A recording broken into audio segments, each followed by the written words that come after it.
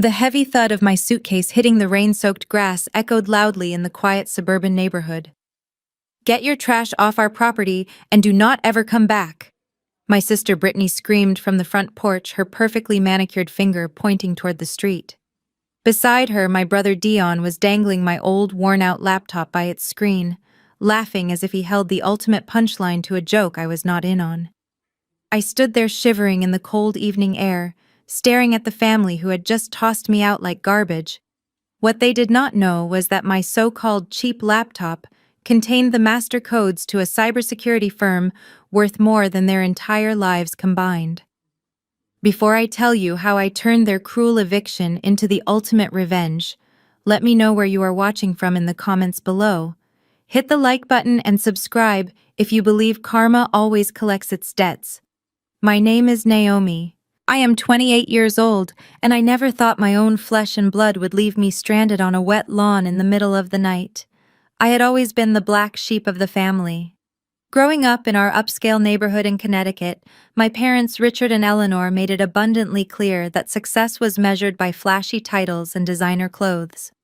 Britney was the golden child, a real estate agent who married a wealthy investment banker. Dion was the aspiring entrepreneur, constantly chasing the next big tech scheme with my parents' money. And then there was me. I wore thrift store sweaters, worked quietly in the tech industry, and lived in a modest apartment downtown. To them, I was the underachiever who lacked ambition. They had no idea that for the past 5 years, I had been building a cybersecurity firm that was quietly dominating the market. I kept my wealth entirely hidden, preferring a peaceful, low-profile life over the constant competition and judgment that defined my family dynamics. The crisis began 3 days ago when the plumbing in my apartment building catastrophically failed. Water flooded my entire floor, making it uninhabitable for at least 2 weeks, while the property management company handled the extensive repairs. I could have easily booked a luxury suite at a nice hotel, but a foolish, nostalgic part of me thought this might be an opportunity to reconnect with my family. I called my mother and asked if I could stay in my old childhood bedroom just until the repairs were finished. My mother hesitated, citing how busy they were, but I calmly explained that I was not asking for a handout. I immediately transferred $1,000 to her account, framing it as payment to cover my stay for the 2 weeks. She accepted the money instantly, and I packed a small bag to head over. For the first 2 days, I endured the usual snide remarks. Britney dropped by to show off her new diamond bracelet, making sure to ask if I was still struggling to pay my bills. Dion scoffed at my plain clothes and told me I needed to upgrade my life. I smiled politely, keeping my head down and working on my laptop in the corner of the living room. But tonight everything escalated without warning. I had stepped out to grab a coffee, and when I returned I found my belongings violently shoved into my suitcase, which was now lying in the mud of the front yard. "What is going on?" I asked, walking up the driveway as the freezing rain began to fall. Britney crossed her arms over her expensive cashmere cardigan. "We need you out, Naomi. Dion has important things happening and you are taking up space." Dion stepped forward, waving my laptop around carelessly. "Yeah," he said, his voice dripping with condescension. "I need your old room immediately. I am transforming it into an investor pitching studio for my new startup. I cannot have you lounging around looking like a homeless person when I am trying to secure venture capital. You understand, right? Besides, what do you even do on this piece of junk all day? It looks like it is from the Dark Ages." I stared at him, keeping my voice remarkably steady. "I paid Mom $1,000 to stay here for 2 weeks. I have only been here for 3 days. It is freezing out here, and my apartment is still flooded." I looked past my siblings to where my parents stood inside the warm, brightly lit foyer. My father was holding his evening glass of scotch, watching the scene unfold with mild disinterest. My mother stood beside him, adjusting her pearl necklace. "Mom." "Dad," I called out. "Are you really going to let them do this? You took my money." My mother sighed, stepping just barely onto the porch. "Oh, Naomi, please do not be difficult. Dion is on the verge of a major business breakthrough. He needs the space for his studio. We will refund you the prorated amount eventually. Just call a cab and go to a motel. You are an adult, you can figure it out. My father took a sip of his drink and nodded in agreement. Your brother is building a real future, Naomi. We have to prioritize family members who are actually making something of themselves. Do not make a scene and embarrass us in front of the neighbors. The sheer callousness of their words hung in the cold air. They were choosing a non-existent pitching studio over their own daughter's basic safety and comfort. They had taken my money, used me as a convenient bank, and discarded me the moment their golden boy demanded it. Dion tossed my laptop onto the top of my muddy suitcase. It landed with a harsh clatter. Go find a cheap hostel, he mocked. Or maybe sleep in your car. Just get off our property. A year ago, this level of rejection would have broken me. I would have cried, begged for their understanding, and internalized every cruel word they threw at me.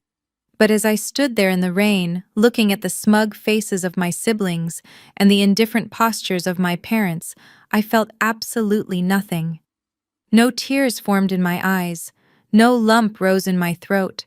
The last fragile thread tying me to this family simply dissolved. I calmly picked up my laptop, brushing a few drops of water off the casing. I checked it for damage, relieved to find it intact. Then I pulled out my phone and opened my ride-sharing app. I did not select the cheapest option. I did not look for a budget motel. I tapped the screen and ordered an Uber Black SUV to take me to the luxury penthouse suite I had secretly purchased downtown 6 months ago. I stood in silence for the 4 minutes it took for the sleek black luxury vehicle to pull up to the curb. The driver, wearing an immaculate suit, stepped out and opened his umbrella, rushing over to take my muddy suitcase and place it carefully in the trunk. He held the door open for me. Britney and Dion's smug smiles faltered as they watched the expensive car idle in their driveway. My mother took a step forward, a look of confusion crossing her features. I did not say a single word. I did not demand my money back or hurl insults. I simply climbed into the leather interior of the car, shut the door, and left them standing on the porch, completely unaware of the empire I commanded and the storm that was about to hit their perfectly curated lives. Exactly 1 week later, the scent of hickory smoke and expensive champagne drifted over my parents' pristine front lawn. Britney and Dion were hosting what they boldly called a launch and networking barbecue. In reality, it was just an excuse to flaunt their supposed success to the wealthiest neighbors in our Connecticut suburb. From the safety of my new penthouse downtown, I had been monitoring the neighborhood gossip through a local community app. I knew exactly what was happening on my parents' lawn today, and I was ready to make my next move. Dion was holding court near the grill, loudly pitching his non-existent tech startup to anyone trapped in his vicinity. He boasted about his new home studio, conveniently leaving out the part where he had thrown his own sister into the freezing rain to claim it. According to him, he was on the verge of securing millions in venture capital and needed an environment that matched his elite mindset. Meanwhile, Britney was working the crowd with a tray of artisanal appetizers, her real estate badge polished and pinned proudly to her designer blouse. The main topic of conversation among the guests was not Dion's startup, though. It was the sprawling 20,000-square-foot estate directly across the street from my parents' house. For 5 years, the Harrington mansion had sat vacant. It was a modern architectural masterpiece with a gated driveway, a private tennis court, and a massive infinity pool. It was listed at $12.5 million, a price tag so high that even the affluent residents of our neighborhood considered it untouchable. But 2 days ago, a sold sign had miraculously appeared on the wrought iron gates. Naturally, Britney could not resist inserting herself into the center of the drama. I had hired a private security contractor to casually monitor the street ahead of my arrival, and he transmitted the audio directly to my earpiece. "Oh, absolutely," I heard Britney tell Mrs. Gable, the neighborhood association president. "The buyer is a highly reclusive tech billionaire from the West Coast.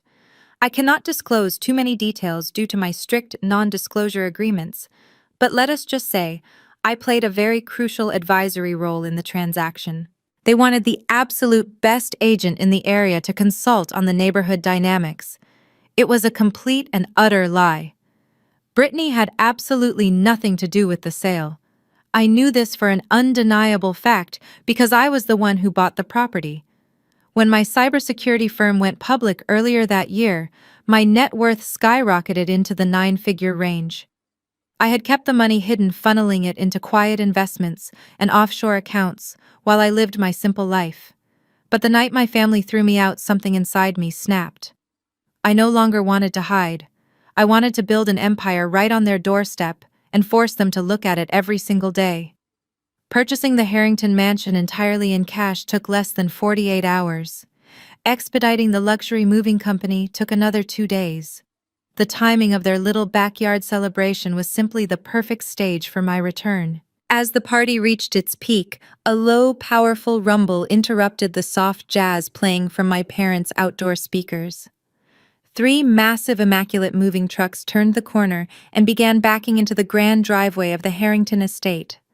They bore the logo of an exclusive white-glove relocation service reserved for the ultra-wealthy. The chatter at my parents' barbecue instantly died down. Guests drifted toward the edge of the lawn, their champagne glasses lowered as they stared across the street. Britney pushed her way to the front, a smug, knowing smile plastered on her face as she prepared to welcome her fictional billionaire client. My parents stood beside her, looking eager to rub shoulders with neighborhood royalty. Dayon even stopped talking about his studio, crossing his arms to watch the spectacle. Then a sleek midnight black Rolls-Royce Phantom glided smoothly up to the curb, parking perfectly parallel to the mansion gates. A uniformed driver stepped out, walking around the vehicle with practiced precision to open the rear passenger door. Every eye at the barbecue was locked onto that door. I stepped out into the afternoon sunlight. I was no longer wearing the thrift store sweaters or the tired expression they were so accustomed to seeing. I wore a tailored slate gray designer suit that cost more than my father's car, complemented by a subtle but incredibly expensive diamond watch. My posture was straight, my gaze cold and absolute. A collective gasp rippled through the crowd of neighbors. I saw my mother drop her crystal glass. It shattered on the driveway, but she did not even flinch, her eyes bulging as she stared at me. Britney's smug smile vanished instantly, replaced by a pale, sickly expression of total bewilderment. Dion's mouth hung open like a fish gasping for air. I did not wave. I did not smile. I simply turned to the foreman of the moving crew, who rushed over with a clipboard. I signed the authorization papers with a solid gold pen, then reached into the back seat of the Rolls-Royce. I pulled out a heavy, custom-engraved bronze plaque. Walking with measured, confident steps to the stone pillar beside the towering iron gates, I slid the plaque into the mounting bracket the contractors had installed that morning. The sunlight caught the freshly polished metal, making the bold lettering visible all the way across the street. It read, "Naomi's Residence, Private Property." I turned slowly, letting my eyes lock directly onto Britney, whose entire real estate career and social standing were currently crumbling in real time. The silence that had fallen over my parents' yard was violently broken by the sharp, angry clacking of Britney's heels on the asphalt. She was marching across the street, her face flushed a furious shade of crimson, completely abandoning her carefully crafted persona of the elegant, unbothered real estate expert. The neighborhood guests watched with bated breath, their expensive champagne flutes lowered as the drama unfolded right in front of them. The soft jazz music playing from my parents' backyard seemed to mock the intense tension building in the air. "What do you think you are doing?" Britney shrieked as she reached the edge of my new driveway. Her eyes darted wildly from the polished Rolls-Royce to the gleaming bronze plaque bearing my name, her mind completely unable to process the reality of the situation. "Take that fake sign down right now, Naomi. You are trespassing on a multi-million-dollar property, and I am not going to stand here and let you embarrass our family by squatting in a house I am supposed to be representing." I did not even blink. I did not give her the satisfaction of an emotional reaction. Instead of gracing her hysterical outburst with a response, I turned my attention back to the moving crew. The foreman signaled to his team, and the heavy metal doors of the first transport truck rolled open with a loud mechanical hum. Careful with those, I instructed the foreman, my voice calm, steady, and authoritative. Those are enterprise-grade cryptographic servers. They need to be moved directly into the climate-controlled basement facility. Ensure the anti-static mats are laid down before you roll them in. The movers began carefully offloading row after row of sleek, high-end server racks, their cooling fans and metallic casings gleaming in the afternoon sun. This equipment alone was worth more than my parents' entire retirement portfolio. It was the physical backbone of my newly expanded cybersecurity firm, the very same tech empire my family thought was just a silly little hobby I did on a cheap laptop while living under their roof. These machines processed security protocols for global financial institutions, and now they were going to be housed directly across the street from the brother who called my work worthless. Britney scoffed loudly, stepping closer, but keeping a wary eye on the burly security contractors standing near the gate. "Oh, I get it now," she sneered, her voice dripping with venom and desperate denial.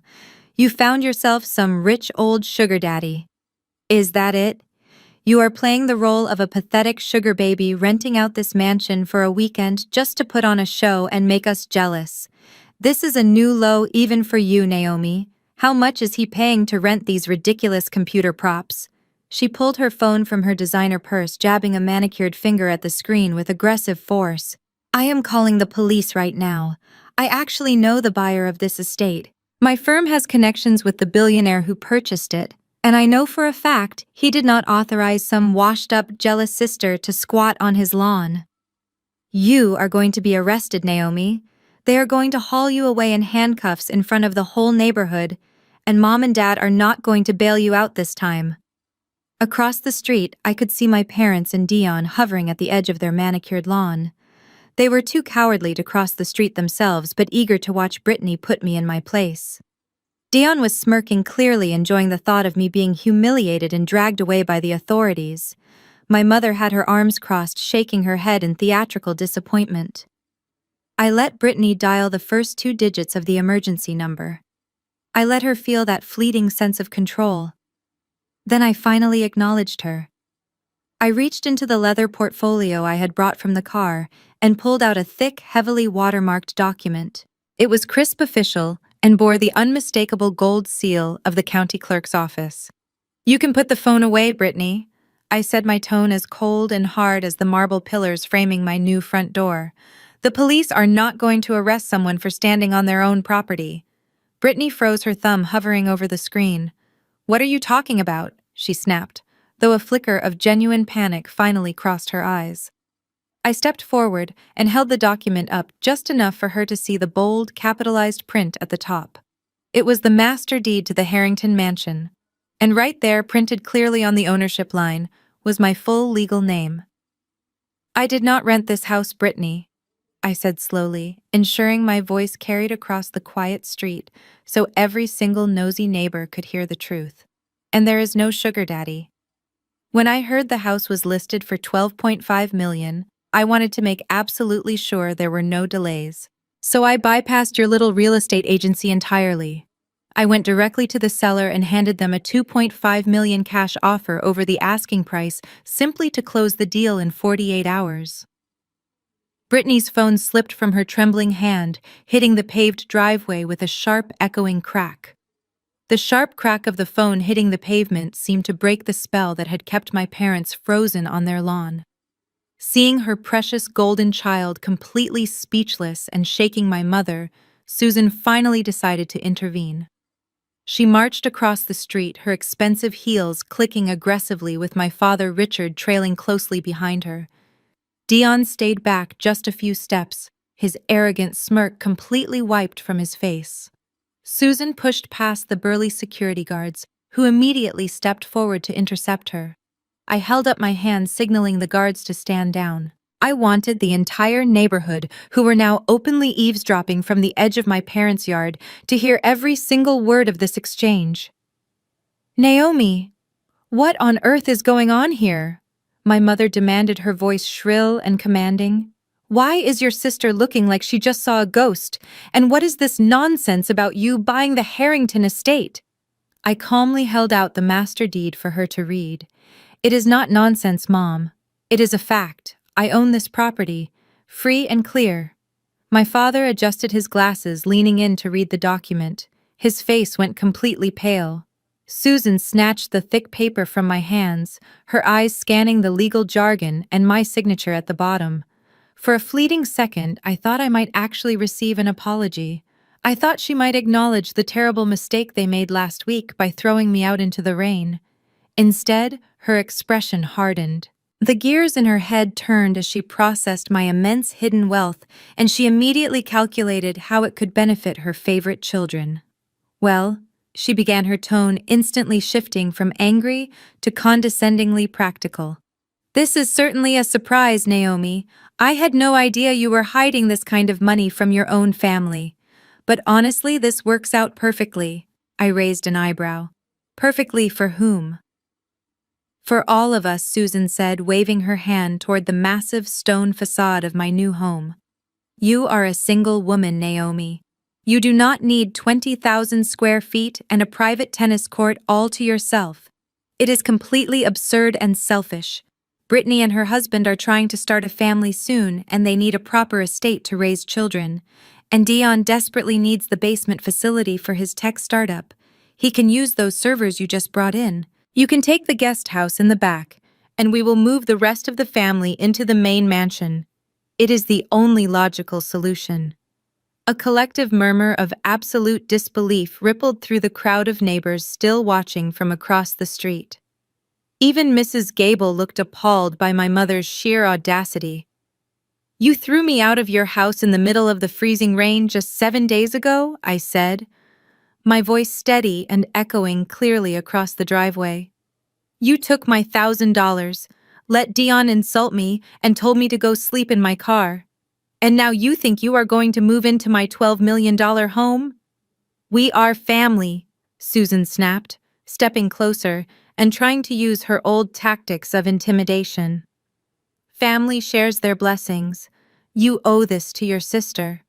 She has always had so much potential, and you have always been so difficult. You need to stop being so incredibly selfish and think about the family legacy. Selfish, I repeated, letting out a sharp, humorless laugh. That is a very interesting word choice coming from you, Mom. Tell me, did you think about the family legacy when you forged my signature 5 years ago? Susan froze. Her face lost all its color, and she took a sudden involuntary step back. Keep your voice down, she hissed, her eyes darting nervously toward the onlookers. I will not, I replied loudly. Let us talk about who is really selfish. When my grandfather passed away, he left an $80,000 college fund entirely in my name. I worked double shifts to pay for my own tuition because you told me the market crashed and the money was gone. It took me years to find out the truth. The market did not crash. You illegally accessed my account, drained every single penny of my inheritance, and used it to pay for Britney's extravagant destination wedding in Italy. Britney whipped her head around to stare at our mother. What? She gasped. You told me you and Dad paid for the wedding with your investments. My father looked utterly humiliated, staring at the ground, confirming his complicity in the theft. The neighbors were now openly whispering, their horrified gazes fixed firmly on Susan. Her carefully curated image, as the perfect affluent matriarch, was shattering into a million irreparable pieces. That was different. Susan stammered, her voice shaking as she desperately tried to regain control of the narrative. Britney needed a wedding that reflected our social standing. You were just going to a state school. You did not need all that money. You are right, I said smoothly. I did not need it. I built a multi-million-dollar cybersecurity empire completely on my own, while you catered to their delusions. But that does not mean I forgive you. And it certainly does not mean you are stepping 1 foot inside my home. I turned to my leather portfolio one last time and pulled out 3 legally binding documents, handing one to Susan, one to Richard, and dropping the last one right onto Britney's chest. These are official notarized no trespassing orders, I announced cleanly. They apply to this entire estate, including the sidewalks bordering the property line. If any of you, including Dion, take one single step onto my land, my private security team will immediately detain you, and the local police will arrest you. I suggest you all go back to your little barbecue. We have nothing left to say to each other. The retreat of my family was a sight I will never forget. Without a single word of rebuttal, my parents and sister turned on their heels and marched back across the street, their faces burning with the kind of humiliation that wealth and status could never wash away. The neighborhood guests at their little barbecue suddenly found excuses to leave, hurrying to their cars and whispering excitedly about the scandal they had just witnessed. By sunset, the street was entirely quiet, and I was sitting in the grand living room of my new $12 million estate, listening to the comforting low hum of the enterprise servers running securely in my basement. I knew my family would not simply let this go. When people who are obsessed with control lose their grip on you, they do not apologize. They retaliate. Since they could no longer use their parental authority or physical intimidation to bully me, they resorted to the only weapon they had left in this affluent suburb. They weaponized the neighborhood bureaucracy. 2 mornings later, I walked down my sweeping driveway to check the brass mailbox mounted on the stone pillar near my front gates. Attached to the iron bars was a thick neon orange envelope. Inside was a stack of official citations from the local homeowners association. I flipped through the crisp pages, a dry laugh escaping my throat as I read the absurd charges. There was a fine for grass height non-compliance, claiming my front lawn was exactly 1/4 of an inch above the neighborhood standard. There was a fine for improper refuse concealment, because my custom trash bins had been left outside for 10 minutes past the allowable window. But the largest penalties, taking up 3 full pages, were for unauthorized commercial vehicle presence. The HOA had cited the unmarked black transport vans used by my elite IT setup team, classifying them as industrial eyesores that disrupted the aesthetic harmony of the street. At the bottom of the final page, the penalties were tallied up. The total amount due immediately was $5,000. As I folded the papers back into the envelope, the sharp, pungent smell of a cheap cigar drifted through the iron bars of my gate. I looked across the property line. Dion was standing on the public sidewalk just inches from my boundary, leaning casually against his leased sports car. He was wearing a smug, triumphant grin, puffing on his cigar, and watching me read the notices. "Good morning, neighbor," Dion called out, his voice dripping with condescension. "Looks like you got a little mail. You really should read the neighborhood bylaws, Naomi. This is an exclusive community. We have standards to maintain. You cannot just bring your trashy habits into a place like this and expect us to look the other way." I stepped closer to the gate, keeping my expression entirely neutral. "You went to the HOA, Dion." He took a slow drag of his cigar and exhaled the smoke toward my property. "I did not just go to them, Naomi. I play golf with Arthur Gable, the HOA president. His wife was at our barbecue, remember? Arthur is a very reasonable man, especially when you bring him a box of imported Cuban cigars. We had a long chat about the neighborhood property values and the disruptive element that just moved in across the street." Dion pushed himself off his car and stepped right up to the boundary line, his eyes gleaming with malicious delight. "You might have scrounged up enough cash to buy this house, but you clearly do not know how the real world works. Arthur and I are going to bleed you dry. Every time a leaf falls on your driveway, you will get a fine. Every time a delivery truck stops at your gate, you will get a fine. We will pile on the liens until the HOA forecloses on this ridiculous mansion and kicks you out onto the street where you belong. You cannot win against us here." He stood there, chest puffed out, waiting for my reaction. He wanted me to scream at him. He wanted me to grip the iron bars and beg him to call off his friends. He assumed that dropping a $2.5 million cash premium on the house had drained my bank accounts, and that a $5,000 penalty would send me into a financial panic. Instead, I gave him a slow, chilling smile. I did not say a single word in response. I simply turned around and walked back up the long, manicured driveway, leaving him standing on the sidewalk with his cigar and his delusions of grandeur. I entered my home, the heavy oak doors closing silently behind me, and walked straight into my new home office. I sat down at my massive mahogany desk and opened my laptop. I navigated to the neighborhood HOA online payment portal, entered my citation numbers, and typed in my credit card information. With 3 simple clicks, the $5,000 balance was cleared. It was an amount so insignificant to my net worth that it did not even trigger an alert on my phone. But I was not going to let Arthur Gable and my brother use a petty neighborhood committee to harass me. I picked up my phone and dialed the direct line to my primary wealth manager in New York. "Good morning, Naomi," his crisp voice answered on the first ring. "How is the new property?" "The house is perfect," I replied smoothly. "But I have a new acquisition target for you. I need you to look into the corporate structure of the property management company that oversees my local homeowners association. Find out who owns their parent conglomerate." There was a brief pause on the line, followed by the sound of rapid typing. "Consider it done. Are we looking to file a grievance?" "No," I said, leaning back in my leather chair and looking out the window toward my parents' house across the street.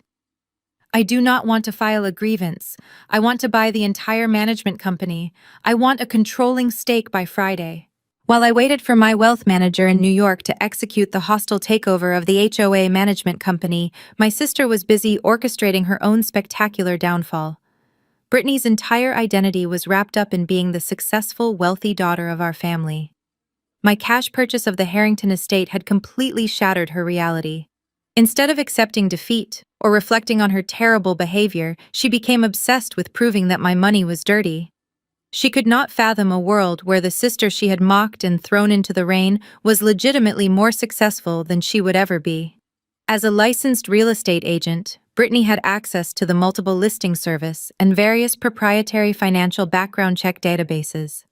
These powerful tools were strictly regulated, meant only for vetting legitimate clients and processing real estate transactions. But ethics had never been my sister's strong suit. Sitting in her boutique real estate office downtown, she used her professional credentials to run unauthorized illegal searches on my social security number, my tax history, and the closing documents of my mansion. She was desperately hunting for a fraudulent loan, a shady co-signer, or any tiny discrepancy to prove that I was a complete fraud. When her illegal database searches yielded nothing but airtight, legitimate financial records, Britney decided to invent her own twisted truth. She immediately began a vicious whisper campaign throughout our exclusive neighborhood. She stood at the edge of my parents' manicured driveway, intercepting neighbors as they walked their purebred dogs or checked their mail. I watched from my second-floor window as she dramatically pointed toward my house, whispering conspiratorially to Mrs. Gable and anyone else who would listen. According to Britney, there was no cybersecurity firm. I was allegedly involved in a massive international money laundering ring. She told everyone that the enterprise-grade servers my team had carefully installed in the basement were actually being used for illegal cryptocurrency mining to clean dirty cartel money. She painted me as a dangerous, unstable criminal who had brought organized crime directly to their peaceful, affluent street. She even claimed that my quick cash purchase of the house was a classic hallmark of illicit financial activities. Her lies spread like wildfire. The affluent residents of our Connecticut suburb thrived on scandal, and Britney had served them an absolute masterpiece. Within 48 hours, the atmosphere on the street completely shifted. When I took my morning jog, neighbors who had eagerly attended my parents' barbecue now physically crossed the street to avoid walking near me. Mothers pulled their children closer when I jogged past their lawns. The local barista at the corner cafe glared at me with visible disdain when I ordered my black coffee, aggressively slamming my cup down on the counter. I was being treated like a toxic hazard in my own community. They thought their silent judgment and icy stares would intimidate me into packing up and leaving. But they completely underestimated what I did for a living. I did not just own a highly successful cybersecurity firm. I personally engineered its core architecture. My personal financial records, public filings, and digital identity were wrapped in layers of proprietary intrusion detection software that not even the federal government could casually bypass without triggering an immediate alert. I guarded my data with the exact same military-grade protocols I sold to global banks. On Thursday evening, I was sitting in my basement command center reviewing code updates on one of the main server terminals. The room was cool and quiet, filled only with the steady hum of cooling fans. Suddenly, a bright red notification banner flashed across my secondary monitor. It was a high-priority security alert from my personal data sentry protocol. Someone had just attempted a deep dive query into my sealed financial history using a restricted commercial real estate database. I set down my coffee mug and pulled the security logs. The unauthorized ping was incredibly clumsy, leaving a massive digital footprint across the network. My software instantly traced the origin of the query, decrypting the routing information in a matter of seconds. The screen displayed the exact geolocation of the server, the device MAC address, and the registered user credentials. A cold smile spread across my face as I read the output. It was an IP address registered directly to the boutique real estate brokerage where my sister worked. The user ID belonged to Britney. By using her licensed realtor account to dig into my private financial records without my consent or a legitimate business purpose, she had just committed a severe violation of the Fair Credit Reporting Act alongside multiple federal data privacy laws. She thought she was being a clever detective, but she had just handed me the digital equivalent of a signed confession, and I was going to make sure it cost her everything. Friday evening arrived with a chilling breeze, but the temperature inside the neighborhood clubhouse was practically boiling. Dion had not wasted a single second. Fueled by Britney's fabricated rumors of money laundering and his own bruised ego, he had successfully petitioned Arthur Gable to call an emergency mandatory homeowners association assembly. When I walked through the double oak doors of the clubhouse, the low hum of neighborhood gossip instantly died. Dozens of affluent residents turned in their folding chairs to glare at me. I took a seat in the very back row, crossing my legs and resting my leather portfolio on my lap. I wore a tailored crimson blazer, projecting absolute confidence in a room full of people who wanted to see me destroyed. At the front of the room, sitting behind a long folding table, was the HOA board. Arthur Gable sat in the center, looking incredibly self-important. To his right stood my brother. Dion cleared his throat and tapped the microphone, a smug grin plastered across his face. "Thank you all for coming on such short notice," he began, his voice dripping with fake concern. "We are here tonight to address a severe threat to our community. As many of you know, the Harrington estate was recently purchased by my sister. But she is not using it as a home. She has illegally converted the basement into an industrial server farm. She is running a massive, unregulated commercial enterprise in a strictly residential zone, consuming dangerous amounts of our local power grid, and frankly inviting illicit criminal elements right to our doorsteps." Britney sat in the front row, nodding vigorously. She turned around to make sure the neighbors saw her terrified expression. "We do not know where she got the money for this house," Britney called out loud enough for the entire room to hear. "She was completely broke a week ago. Now she has millions of dollars in cash and unmarked transport vans showing up in the middle of the night. It is terrifying." A loud murmur of outrage swept through the room. That was when my mother Susan decided it was time for her performance. She stood up from her seat next to Britney, clutching a tissue to her chest. She walked slowly toward the front, her eyes downcast, playing the role of the tragic, heartbroken matriarch to absolute perfection. "Please, everyone," Susan said, her voice trembling with perfectly manufactured sorrow. "This is incredibly difficult for our family. As Naomi's mother, it breaks my heart to stand here today. We tried to raise her with the right values. We gave her a loving home, we supported her, and we even offered her a place to stay just last week when she was struggling. But she has lost her way. She has become entangled in things we simply do not understand. And her reckless actions are now endangering all of our families. We love her, but we must protect our community first." The room erupted into sympathetic applause for my mother. Several neighbors glared back at me with absolute disgust. Mrs. Gable actually walked over and patted my mother on the shoulder, offering her quiet words of comfort.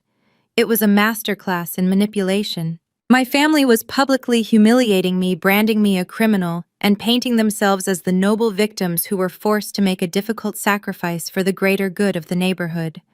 They were entirely convinced that this public shaming would break my spirit and force me to abandon my property in disgrace. Arthur Gable banged a small wooden gavel against the table, calling the room back to order. The HOA board has reviewed the evidence presented by Dion and Britney. Arthur announced, his voice booming through the speakers. The presence of commercial-grade servers and enterprise IT infrastructure is a direct and undeniable violation of Section 4 of our community bylaws. Furthermore, the suspicious nature of the funding used to purchase the property warrants a full investigation. Therefore, the board has voted unanimously. We are issuing an immediate cease and desist order for all commercial operations on the Harrington estate. Furthermore, we are filing an emergency injunction to forcefully evict you from the premises. Arthur leaned forward over the folding table, pointing a stubby finger directly at me. You have 30 days to vacate the neighborhood, Naomi, he demanded loudly. If you refuse, we will levy a $10,000 fine for every day you remain, and we will involve the federal authorities to look into your shady finances. The entire room fell dead silent. Every single pair of eyes was locked onto me, waiting for me to panic, to cry, or to beg for mercy. My parents looked incredibly satisfied. Dion crossed his arms, practically vibrating with triumph. Instead of arguing, I simply offered Arthur a bright, chilling smile. I slowly lifted my left wrist, pulling back the sleeve of my crimson blazer, and checked the time on my diamond watch. Right on the hour, the heavy oak doors at the back of the clubhouse swung open with a loud thud that echoed across the silent room. A tall, impeccably dressed man in a sharp navy suit strode confidently down the center aisle. He carried a sleek leather briefcase and possessed the kind of intimidating, unbothered aura that only high-powered corporate attorneys have. This was Marcus Sterling, my lead corporate counsel, who had just flown in directly from New York. Arthur Gable slammed his wooden gavel onto the folding table, his face turning a blotchy shade of purple. "Excuse me," Arthur barked, standing up and pointing a trembling finger at Marcus. "This is a closed private assembly for residents only. Security, remove this man from the premises immediately." Marcus did not even break his stride. He walked straight past the front row, completely ignoring Britney's bewildered stare and my mother's sudden dramatic gasp. He approached the folding table, snapped his briefcase open with a sharp click, and dropped a thick, heavy stack of legally bound documents directly on top of Arthur's handwritten meeting notes. "I do not think you have the authority to remove anyone," Mr. Gable, Marcus said smoothly, his voice projecting effortlessly across the room without needing a microphone. "My name is Marcus Sterling. I represent Vanguard Financial Partners. As of 4 o'clock this afternoon, my client has successfully executed a hostile takeover and acquired a controlling 51% stake in Sterling Property Solutions, the parent management conglomerate that oversees this specific homeowners association." The room fell into a stunned, breathless silence. Dion's jaw practically unhinged. He looked frantically from Marcus to the thick stack of legal documents, and then slowly his eyes locked onto me. I stood up from my chair in the back row, smoothly adjusting the lapels of my crimson blazer. I walked at a deliberate, unhurried pace down the center aisle, feeling the weight of dozens of stares shifting from the attorney to me. I stopped right next to Marcus, facing the completely paralyzed HOA board. "You see, Arthur?" I said, my voice calm, but laced with absolute cutting authority. "When my brother tried to use this little neighborhood committee to bully me out of my own home, I realized I had two distinct options. I could file a tedious legal injunction, or I could simply buy the company that signs your checks. I chose the latter. I am now the majority shareholder of the management group that employs you. I own this HOA." Arthur swallowed hard, a visible bead of sweat forming on his receding hairline. "You cannot do this." he stammered, his false bravado entirely evaporating under the harsh fluorescent lights. "This is a community board. We are elected by the residents. You cannot just buy a neighborhood. I can buy the management company that governs it, and I did." I corrected him sharply, my tone leaving zero room for debate. "And as the new majority stakeholder, my very first official act is initiating a comprehensive audit of all board activities, starting with the blatant, pathetic corruption sitting right in front of me." Marcus reached into his tailored suit pocket, pulled out a small silver flash drive, and calmly plugged it into the laptop connected to the clubhouse projector. He tapped a few keys, and the massive white screen behind the board members suddenly flared to life. A collective gasp ripped through the crowd of affluent neighbors. Displayed in massive high-definition resolution on the projector screen was a series of digital photographs and text message screenshots. My elite cybersecurity software had easily pulled the unencrypted communications directly from Dion's phone when he carelessly connected to my guest Wi-Fi network earlier that week. The first image clearly showed Dion handing Arthur a luxury humidor of imported Cuban cigars in the country club parking lot. The next slide displayed a direct text message from Dion to Arthur that read, "I need her out. Hit her with every fine in the book and I will cover your golf club dues for the next 3 years. Make her life miserable." Arthur's reply was right underneath it, clear as day, saying, "Consider it done. The eviction notice goes out Friday." The neighbors, who had been ready to run me out of town just 5 minutes ago, instantly turned their fierce outrage toward the front of the room. Shouts of anger and absolute disgust erupted from the folding chairs.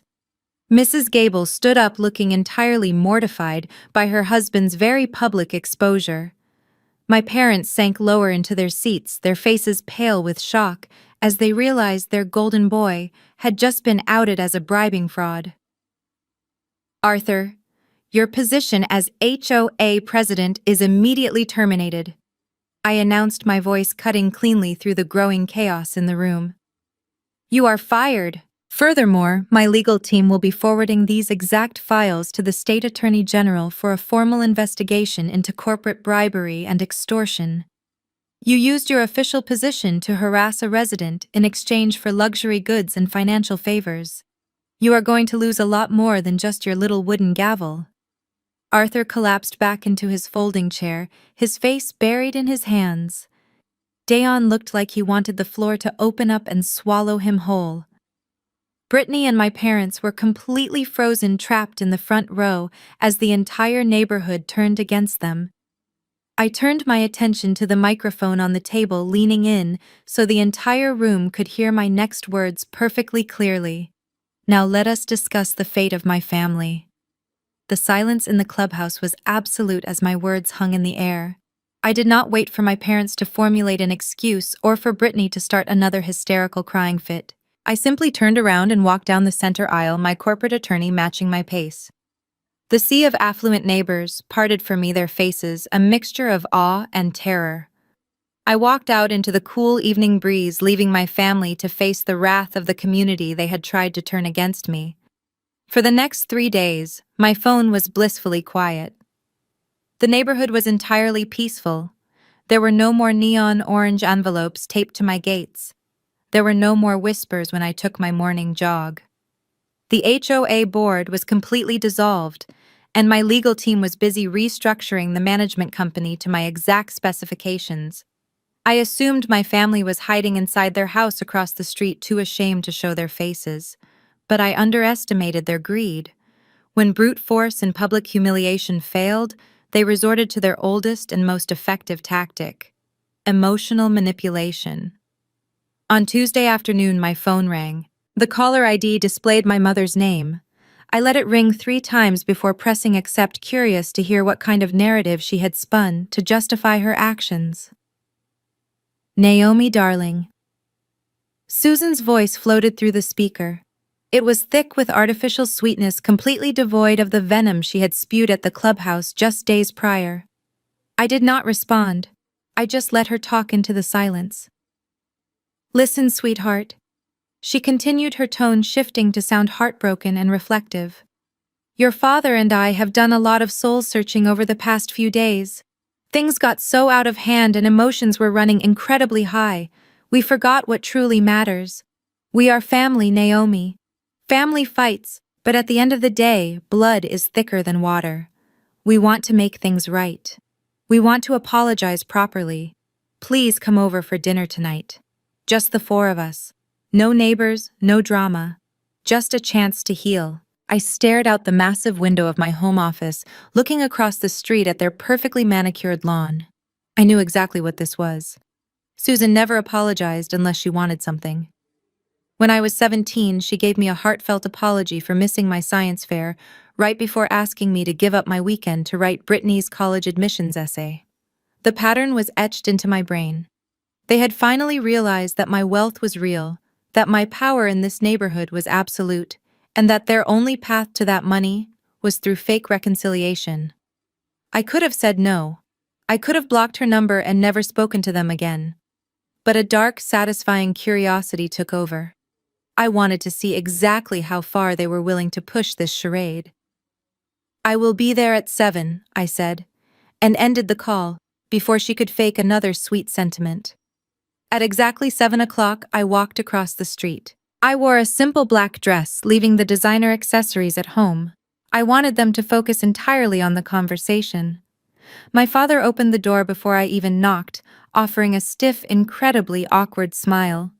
He ushered me into the formal dining room, where the table was set with their best china and crystal glasses.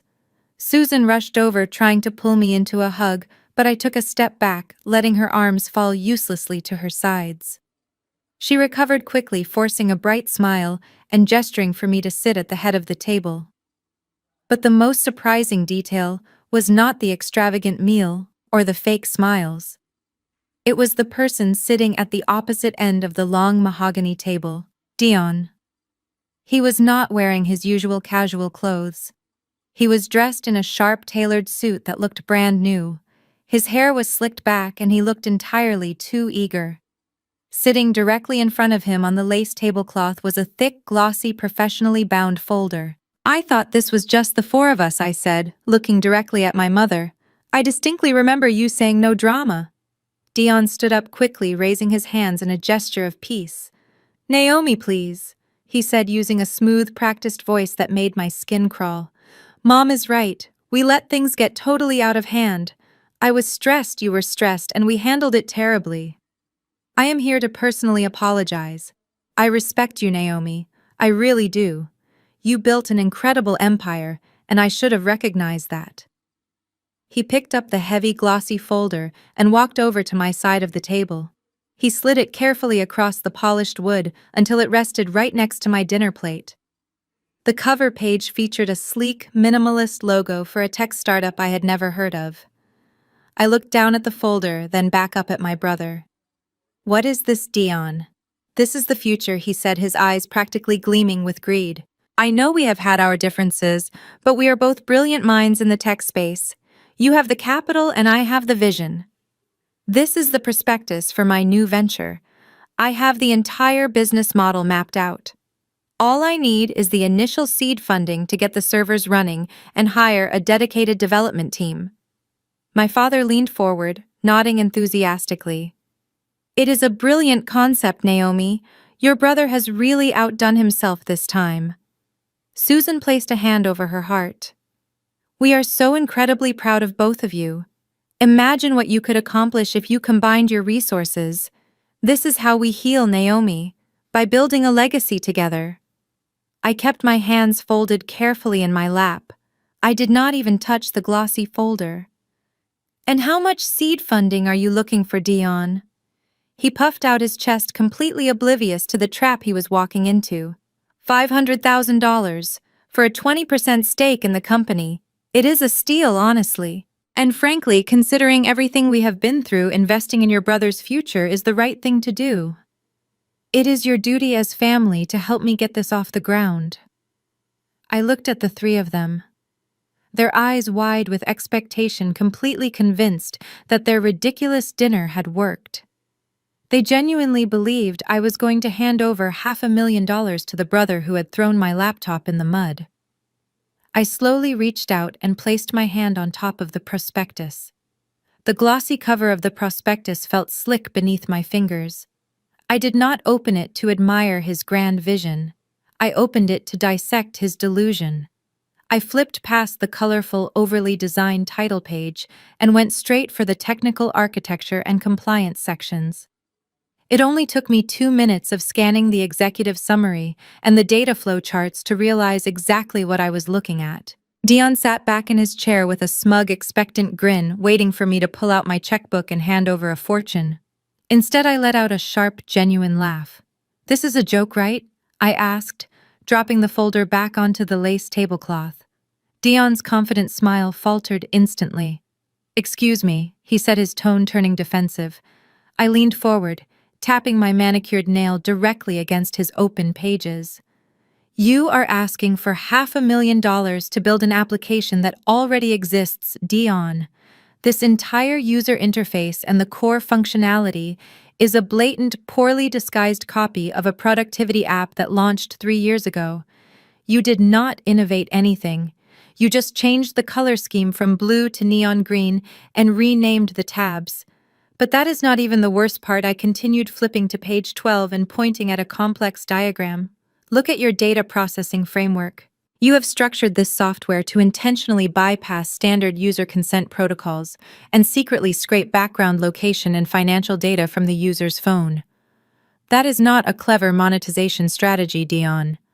That is a massive, highly illegal data mining loophole. If you actually launched this garbage, not only would you be sued into oblivion for intellectual property theft, but the Federal Trade Commission would shut you down and hit you with criminal charges within a month. This is not a business plan. It is a one-way ticket to federal prison." The dining room fell completely suffocatingly silent. Susan's fake, loving smile vanished, replaced by a look of sheer panic. Dion's face turned a violent, blotchy shade of crimson. He snatched the prospectus out from under my hand, clutching it to his chest like a wounded child. "You have absolutely no idea what you are talking about," he spat, his voice trembling with pure, unadulterated rage. "You think because you got lucky and scammed your way into some tech money that you are suddenly a Silicon Valley oracle. You are nothing but a glorified IT help desk worker who stumbled onto a decent software code. You do not understand market disruption. You do not understand scaling."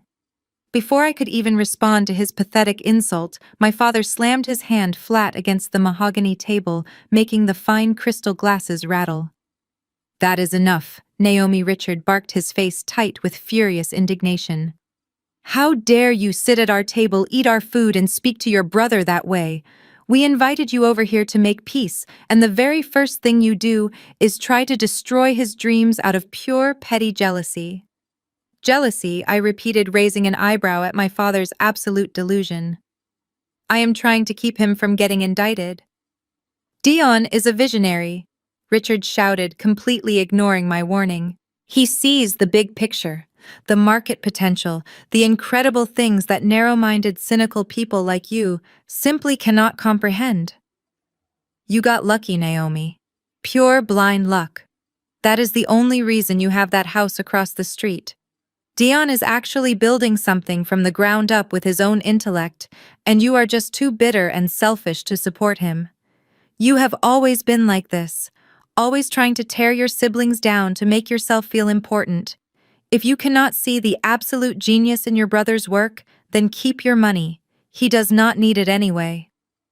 Dion stood up so fast that his heavy dining chair tipped backward and crashed loudly onto the hardwood floor.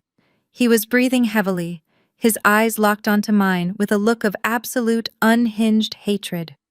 "Dad is right," Dion sneered, his voice echoing sharply in the large, formal dining room. "I do not need your pity money, and I certainly do not need a washed-up IT worker telling me how to innovate in the modern tech space. You had your chance to get in on the ground floor of a multi-billion-dollar enterprise, and you blew it."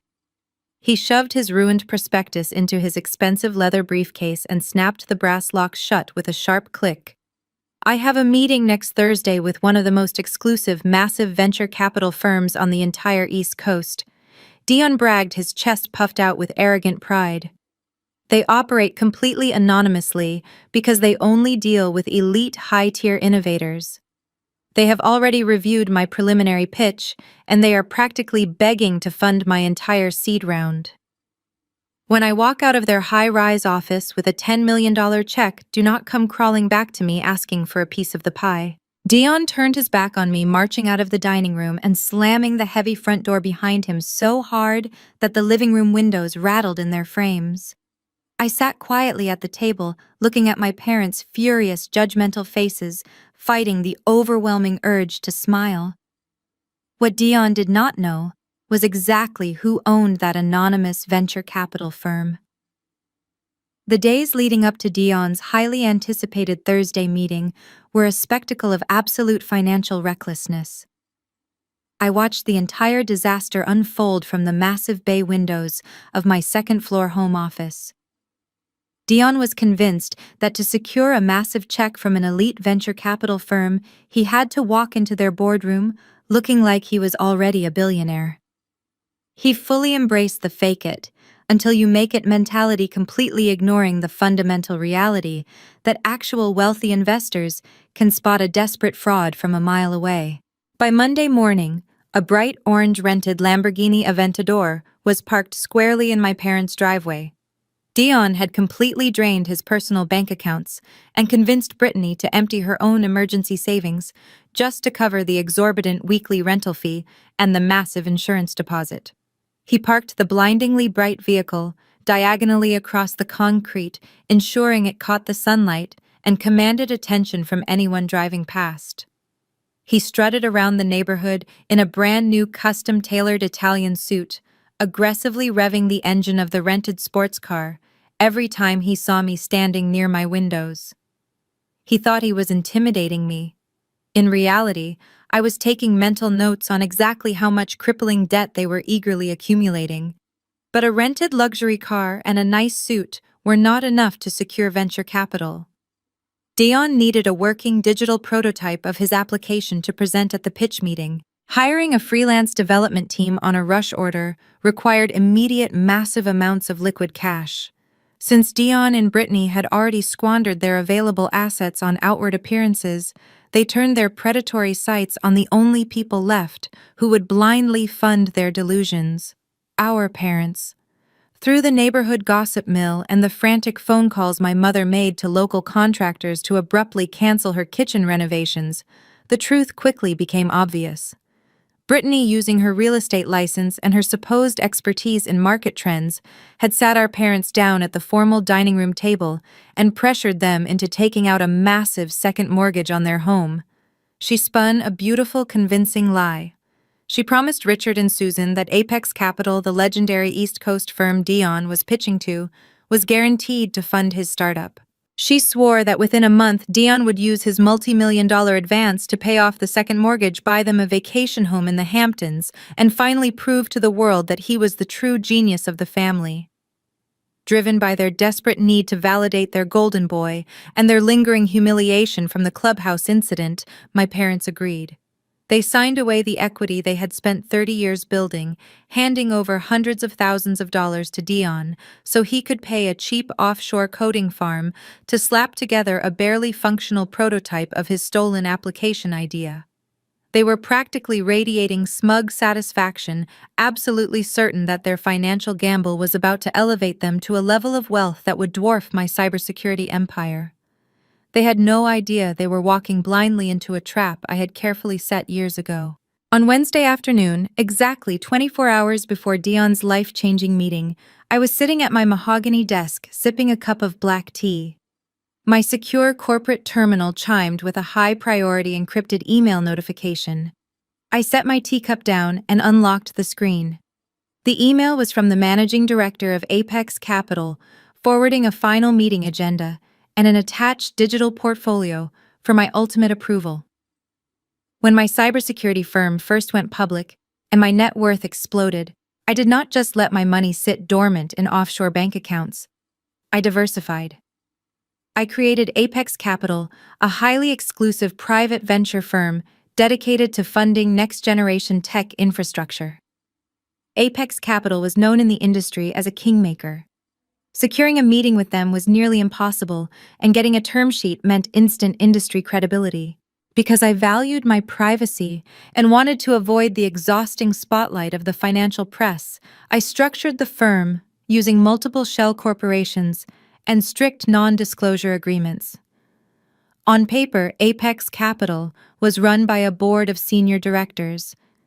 In reality, I was the sole owner and the shadow CEO.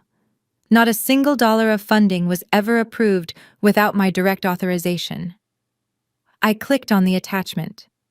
The file opened to reveal the exact same glossy, poorly designed pitch deck Dion had tried to hand me at the dinner table. I scrolled through the files, my eyes scanning the bloated financial projections and the highly illegal data mining frameworks he was still trying to pass off as innovation. He was walking into my firm asking my employees for $10 million of my money using a prototype funded by the second mortgage on my parents' house.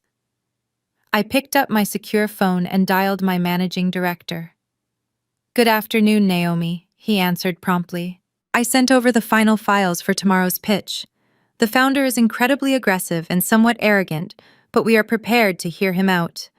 I want you to change the location of the meeting," I instructed smoothly, my eyes fixed on the rented Lamborghini across the street. "Do not use the standard conference room. Book the executive glass boardroom on the top floor. And tell security to clear my private elevator. I will be attending this pitch in person." Thursday morning arrived with crisp, clear skies. From the tinted windows of my private executive office on the top floor of the Apex Capital building, I watched Dion pull his rented orange Lamborghini into the VIP visitor parking spot.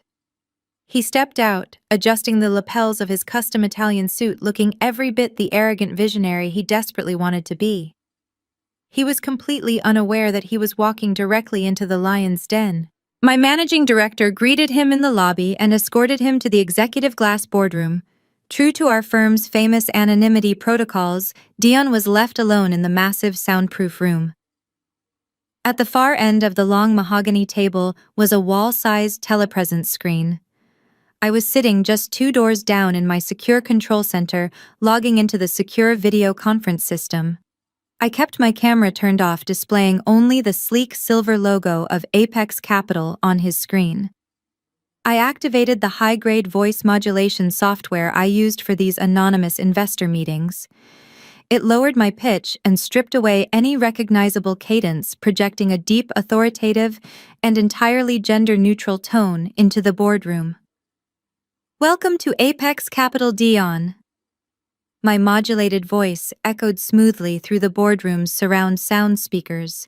"We have reviewed your preliminary pitch deck. The floor is yours."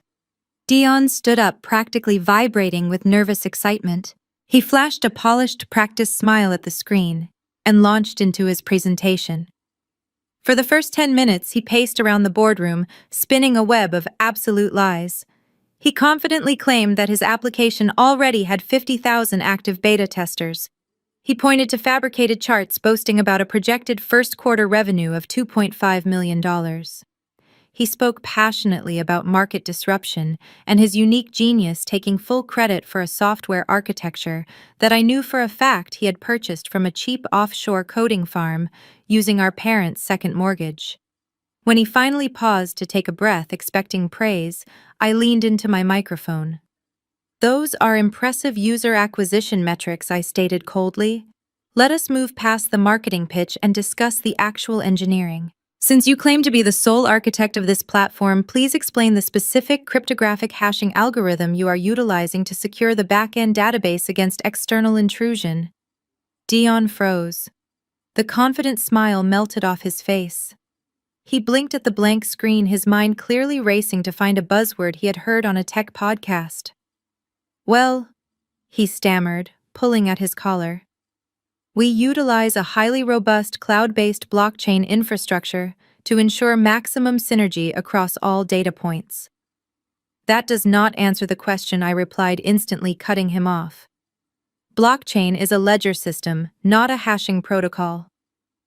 Furthermore, looking at page 12 of your technical schematic, your API endpoints are completely exposed. How exactly are you handling the latency in the encryption handshake when routing background location data through third-party servers?" Dion stared at the screen like a deer caught in headlights. He opened his mouth, but no words came out. He reached for his glass of water with a trembling hand, taking a desperate sip.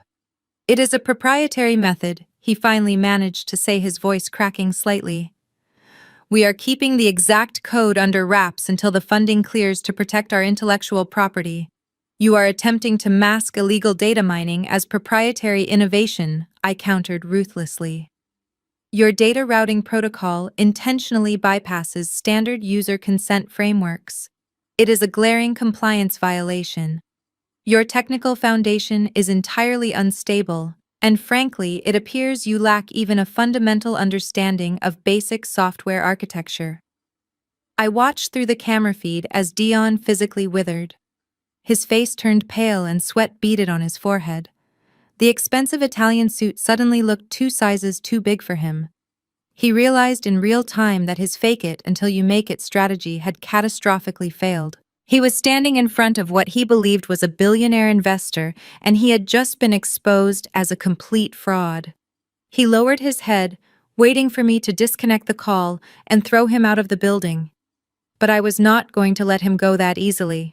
I needed him to commit his financial lies to a legally binding federal record. However, I said, allowing the modulated voice to soften just a fraction. "At Apex Capital, we do not just invest in perfect code. We invest in the raw ambition of the founder. Software can be rewritten. Engineers can be hired. Your vision for market capture is aggressive, and we appreciate aggressive founders." Dion's head snapped up, his eyes widening with desperate hope. "You do?" he asked breathlessly. "Yes," I replied smoothly. "We are willing to move forward to the formal due diligence phase for a $10 million seed investment. But because your technical framework requires a complete overhaul, we must meticulously verify your current financial standing before issuing a term sheet. I require comprehensive certified financial records for your entire operation. I need your personal bank statements, the tax returns of any CO signers or initial seed investors, and the official loan origination documents for the capital you used to build this prototype." I paused, letting the weight of the demand settle over him. "Upload these documents to our secure portal by tomorrow afternoon. If the funds are verified and everything aligns with the revenue claims you made today, we will fund your company." Dion was nodding so fast he looked like a bobblehead. "Absolutely," he practically shouted, a massive grin returning to his face. "I will have every single bank statement and mortgage document uploaded by tomorrow morning. Thank you. You will not regret this." I muted my microphone and sat back in my leather chair watching him celebrate in the empty boardroom. By agreeing to submit those records to a registered financial institution to secure a multi-million-dollar investment, Dion was not just lying to his family anymore. He was formally committing wire fraud, and he was about to hand me all the evidence I needed to destroy him. Dion left the Apex Capital building riding a high of pure adrenaline, but by the time he parked his rented Lamborghini back in our parents' driveway, the crushing reality of the investor demands finally set in. He had promised comprehensive, certified financial records by tomorrow afternoon. The problem was his personal bank accounts were overdrawn, his credit cards were completely maxed out, and his fake tech company had absolutely zero revenue. But Dion was far too arrogant to back down and admit defeat. Sitting at his cheap desk in the basement, he stole from me, he opened a PDF editor, and began meticulously doctoring his bank statements. He added extra zeros, fabricated massive wire transfers from non-existent beta testers, and forged official tax documents. By deciding to upload these falsified records across state lines to a registered financial institution's secure portal, Dion officially crossed the line from a pathetic liar to a federal criminal committing wire fraud. But fake bank statements were not enough to justify a $10 million valuation to an elite firm. He knew he needed a hard, verifiable asset to prove he was a stable founder with serious backing. That evening, he cornered our parents in their living room. From my secure surveillance feeds, I watched the entire manipulation unfold. Dion paced the floor, spinning a frantic high-stakes tale about how Apex Capital was ready to wire the $10 million, but they needed to see physical collateral on his personal balance sheet. He convinced Richard and Susan that it was merely a temporary legal formality. He needed them to sign over the deed to their house, transferring full ownership into his name just for a few weeks until the massive funding cleared. Blinded by their absolute faith in their golden boy and the glittering promise of a multi-million-dollar payout, my parents eagerly agreed. First thing Friday morning, they drove to a local notary public and legally signed away the only asset they had left. The house they had lived in for 30 years was now entirely Dion's property. The financial strain of funding Dion's charade had completely bled them dry. The cash from their second mortgage was gone, squandered on the offshore coating farm, and Britney's desperate attempts to maintain their wealthy neighborhood facade. Their checking accounts were empty, and their premium credit cards were declining at the local grocery store. On Saturday afternoon, while Dion was out parading his rented sports car around town, I saw a figure hurrying up my long manicured driveway. It was my mother, Susan. She kept her head down, wearing a large sun hat and oversized sunglasses, terrified that the neighbors might see her crawling to the daughter she had publicly disowned just a week prior. I opened my heavy front door before she could even ring the bell. Susan jumped, her hand flying to her chest in surprise. She looked exhausted, the severe stress of their financial ruin finally showing through her expensive makeup. "Naomi." She began, her voice tight, anxious, and stripped of its usual commanding tone. "I need a favor. Just a small temporary loan. Your father and I have tied up all our liquid assets in Dion's venture, and there has been a slight delay with our credit card payments. I need you to clear our platinum card balance. It is only $25,000. You will get it back the second Dion's funding clears next week. You owe us this much after the embarrassment you caused at the clubhouse." I leaned against the doorframe, staring coldly at the woman who had stolen my college fund and thrown me out into the freezing rain. "You gave Dion all your cash," I stated flatly. "And yesterday morning, you signed over the deed to your house. You are completely broke, Mom." Susan's eyes widened in genuine shock. "How do you know about the deed?" she demanded, her tone instantly shifting from pleading back to defensive. "It is public county record." I lied smoothly, keeping my expression entirely neutral. "You do not understand high-level business," Susan snapped, crossing her arms defensively over her chest. "It is collateral. Dion is securing a $10 million investment from Apex Capital. We are going to be richer than you could ever imagine. $25,000 is pocket change to us now. Stop being so petty, remember your family legacy, and write the check. I am not giving you a single dime," I said, my voice dropping to a cold, hard whisper. "And you need to listen to me very carefully. Dion is not a visionary. He is a fraud. The files he submitted to those investors are entirely fabricated. He is going to bankrupt this family, and when it all crashes down, he is the sole legal owner of the house you are currently sleeping in. He is going to lose everything, and he is taking you and Dad down with him." Susan's face twisted with pure, ugly rage. She refused to accept the undeniable truth. She refused to believe she had sacrificed her entire life for a son who was actively destroying them. "You are just a bitter, jealous little girl," Susan hissed, her voice trembling with fury. "You cannot stand the thought of your brother being more successful than you." Instead of walking away with whatever dignity she had left, Susan leaned forward and spat directly onto the polished stone of my pristine front porch. She turned on her heel and marched angrily back down the driveway, completely oblivious to the fact that she had just sealed her own fate. The dried spit on my pristine stone porch was a pathetic reminder of my family's rapid unraveling. I had my housekeeper wash it away the next morning, but the absolute desperation radiating from across the street was impossible to ignore. Britney was feeling the financial squeeze the most. She had foolishly emptied her emergency savings and joint accounts to fund Dion's rented Lamborghini and his fake tech prototype. Her husband, who was previously unaware of just how much money she had handed over to her brother, was now furious. Brittany desperately needed a massive six-figure commission check to save her marriage and keep her own lifestyle from collapsing entirely. Opportunity seemed to knock for her when the Miller house located just 2 doors down from my estate went on the market. It was a beautiful, sprawling property. But Brittany, blinded by her financial panic and sheer greed, decided to play dirty. To artificially inflate the asking price and guarantee herself a larger percentage, she drastically altered the listing details. She added 800 square feet of non-existent living space to the official brochure by counting an unfinished, unpermitted cellar as a luxury finished basement. What Brittany did not realize was that I was intimately involved in the sale of the Miller house.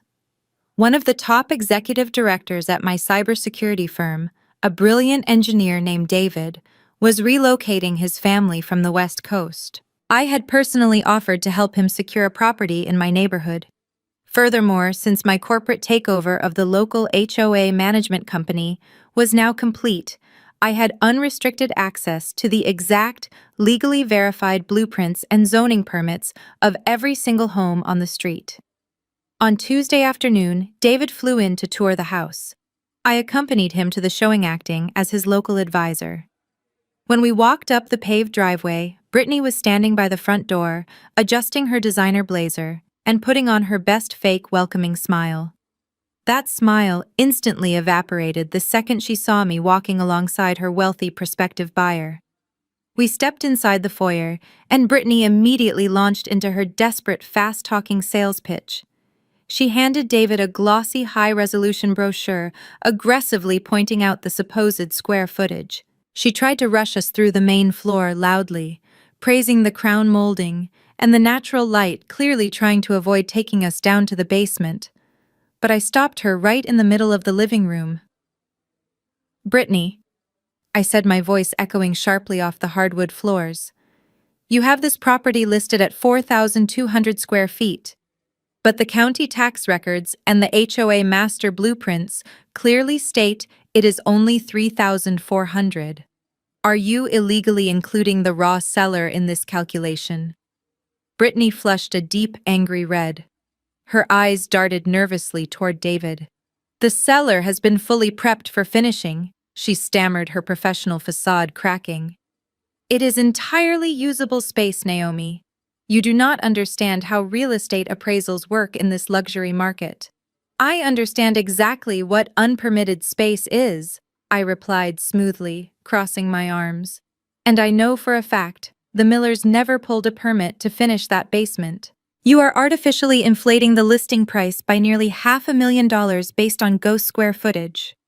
If my client buys this house at your quoted price, the bank appraisal will catastrophically fail and he will be trapped in a fraudulent contract." David immediately handed the glossy brochure back to Brittany, his expression hardening. "I am not interested in doing business with a dishonest agent," he said firmly. He turned on his heel and walked right out the front door without another word. Brittany completely lost her mind. She chased us out onto the front lawn, abandoning every ounce of her professional composure. "You vindictive witch!" she screamed, her voice shrill and echoing down the quiet suburban street. She threw her hands in the air, her face twisted in a massive, ugly tantrum. "You are ruining my life. I needed this commission. I gave Dion everything, and now you are actively sabotaging my career because you are a jealous, spiteful loser. You just cannot stand to see me succeed." Neighbors began peeking out from behind their curtains. I stood perfectly still on the sidewalk, letting her scream herself hoarse. When she finally paused to catch her breath, panting heavily in the afternoon sun, I looked her dead in the eye. "I am not sabotaging your career, Brittany," I said, my tone ice cold and utterly devoid of pity. "You destroyed it all by yourself. And since we are on the topic of your professional conduct, I have one more piece of news for you." I reached into my leather tote bag and pulled out a thick sealed envelope. Printed clearly on the top left corner was the official crest of the State Real Estate Commission. "This went out in the morning mail," I announced, ensuring my voice carried across the lawn. "It is a formal, legally backed complaint detailing your fraudulent listing tactics today. But more importantly, It includes the IP address logs and digital timestamps proving that you illegally accessed the multiple listing service database to run an unauthorized background check on my private finances 2 weeks ago. Britney's mouth fell open, the remaining color draining rapidly from her face as the reality of her actions hit her. You violated the Fair Credit Reporting Act and severe state ethical guidelines. I stated, cleanly, dropping the copy of the complaint right at her feet. They are going to permanently revoke your license, Britney. Your career is officially over. The crisp, biting chill of late November settled over our neighborhood, bringing with it the arrival of Thanksgiving week. The festive season usually meant elaborate decorations and cheerful gatherings, but the atmosphere across the street was suffocatingly bleak. The neighborhood gossip had reached a fever pitch following Britney's public meltdown on the lawn. The State Real Estate Commission had acted swiftly on my formal complaint, officially suspending her license pending a full investigation into her fraudulent MLS activities. She was effectively unemployed and entirely disgraced. Meanwhile, Dion was spiraling into a state of sheer panic. He had uploaded his forged bank statements to the Apex Capital Secure portal, and the crushing anxiety of waiting for the fictional investors to respond was eating him alive. They were out of money, out of time, and out of options. That was when the heavy cream envelope appeared in my brass mailbox. I opened it in the quiet sanctuary of my home office. Inside was a handwritten letter from my father, Richard. The penmanship was carefully measured, designed to convey deep emotion and sincerity. He wrote about the spirit of the holidays and how the Thanksgiving season had forced him to reflect on our family's fractured dynamics. He claimed that he and Susan had stayed awake for nights agonizing over the terrible mistakes they had made. The letter was a masterpiece of emotional manipulation, culminating in a desperate plea for me to join them for a traditional Thanksgiving dinner. He promised there would be no arguing, no tension, and no business talk, just a family breaking bread and trying to heal. I read the letter twice, letting out a sharp, humorless laugh. I did not need to guess their true intentions because my corporate intelligence team had already uncovered their latest scheme. 3 days prior, Dion and Richard had quietly visited a strip mall office 2 towns over to hire a man named Vance. Vance was a sleazy, desperate attorney with a notorious reputation for helping greedy relatives exploit legal loopholes in elder care and estate management.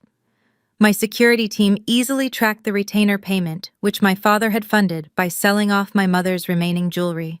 Through standard corporate surveillance of the attorney's unsecured public server, my team acquired the exact document Vance had spent the last 48 hours drafting for my family. It was a predatory, ironclad family trust agreement. Their master plan was incredibly transparent and almost comically villainous. They knew I had millions of dollars and a massive estate while they were drowning under a second mortgage and maxed-out credit cards. The trust document was explicitly designed to name Richard as the primary executor and financial patriarch of my estate. Embedded deep within the heavy legal jargon were clauses that would grant my father total power of attorney, giving him unrestricted legal control over my personal bank accounts, my cybersecurity firm, and the Harrington Mansion. Their strategy was simple and brutal. They planned to lure me into their home under the guise of a peaceful Thanksgiving truce. Once I was sitting at the dinner table surrounded, they would spring the trap. Dion, Richard, and their shady lawyer, who I suspected would be waiting in the wings, intended to corner me. They planned to use a combination of intense emotional coercion, deep-seated family guilt, and sheer physical intimidation to force me to sign that document. They genuinely believed I was still the fragile, compliant daughter who would cave under aggressive family pressure just to keep the peace. They thought they could legally steal my entire empire in a single evening and use my wealth to save themselves from federal prison and bankruptcy. I picked up my heavy cream stationery, wrote a brief, polite response accepting their invitation, and had my private security guard hand deliver it to their front door. I spent Thanksgiving morning in my basement server room reviewing the final devastating reports from my legal and financial managers in New York. Every single piece of evidence was perfectly verified. The trap they had set for themselves had finally snapped shut, and they were completely oblivious. At exactly 6 o'clock on Thursday evening, I stepped out of my mansion. The neighborhood was quiet, filled with the comforting smoky scents of roasted turkey and firewood. My parents' house was brightly lit, projecting a hollow illusion of holiday warmth and family unity. I walked down my driveway and crossed the street. I did not bring a traditional pumpkin pie. I did not bring a bouquet of autumn flowers or an expensive bottle of wine. Instead, tucked firmly under my arm, I carried a thick, heavy black leather folder. Inside it were the finalized property foreclosure notices, the undeniable digital proof of Dion's federal wire fraud, and the official confirmation of Britney's ruined career. I walked up the porch steps and knocked firmly on the heavy wooden door. It swung open almost immediately. My father stood in the foyer wearing a warm, utterly fake smile, stepping aside to usher me in. He had absolutely no idea that he was opening his door to his own absolute ruin. The heavy oak door closed behind me with a solid thud, sealing us inside. Richard beamed, placing a warm fatherly hand on my shoulder as he guided me toward the formal dining room. The table was laden with a lavish Thanksgiving feast. A massive golden turkey sat in the center, surrounded by crystal bowls of stuffing and cranberry sauce. But the festive aroma could not mask the suffocating tension in the room. Susan was hovering near the wine glasses, offering a tight, anxious smile. Dion was already seated, nervously tapping his foot against the hardwood floor. Britney sat across from him, looking unusually smug for someone who had just publicly lost her career. And sitting right at the end of the table, occupying the seat traditionally reserved for an honored guest, was a man I had never seen before in person. Naomi Richard announced smoothly, gesturing to the stranger. "This is Vance. He is a very close friend of mine and a brilliant legal consultant. We invited him to join us for the holiday to discuss some exciting new avenues for our family legacy." Vance offered a slick, oily smile. He wore a cheap, poorly tailored gray suit that practically screamed desperation.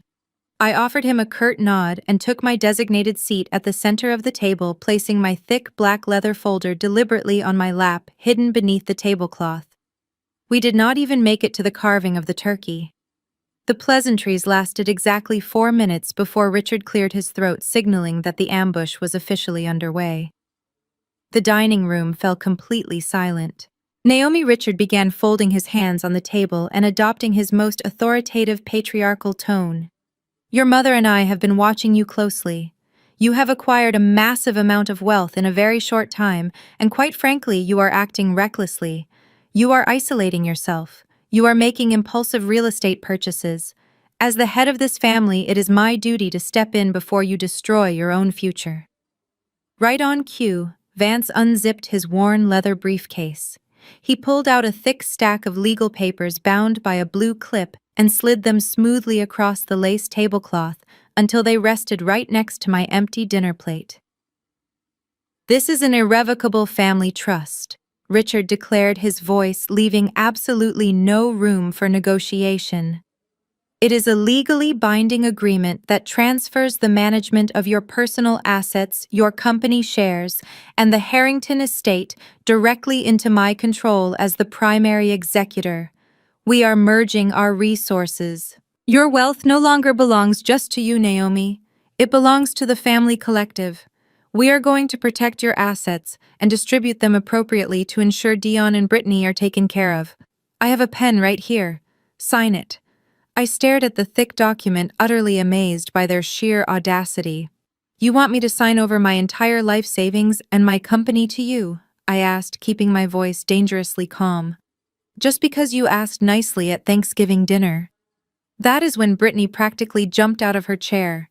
She could not hold back her malicious excitement for another second. "It is not just about sharing, Naomi," she sneered, pointing an accusatory finger at me. "We are actually trying to save you from yourself. I know the truth about your little tech empire." Britney reached into her designer purse and slammed a crumpled, stained stack of papers onto the table. "I was so worried about your erratic behavior that I went over to your estate last night and checked your recycling bins. I found these. They are federal legal notices. Your company is being sued for massive data breaches, and the government is preparing to freeze all of your personal bank accounts. She puffed out her chest, looking incredibly proud of her fabricated detective work.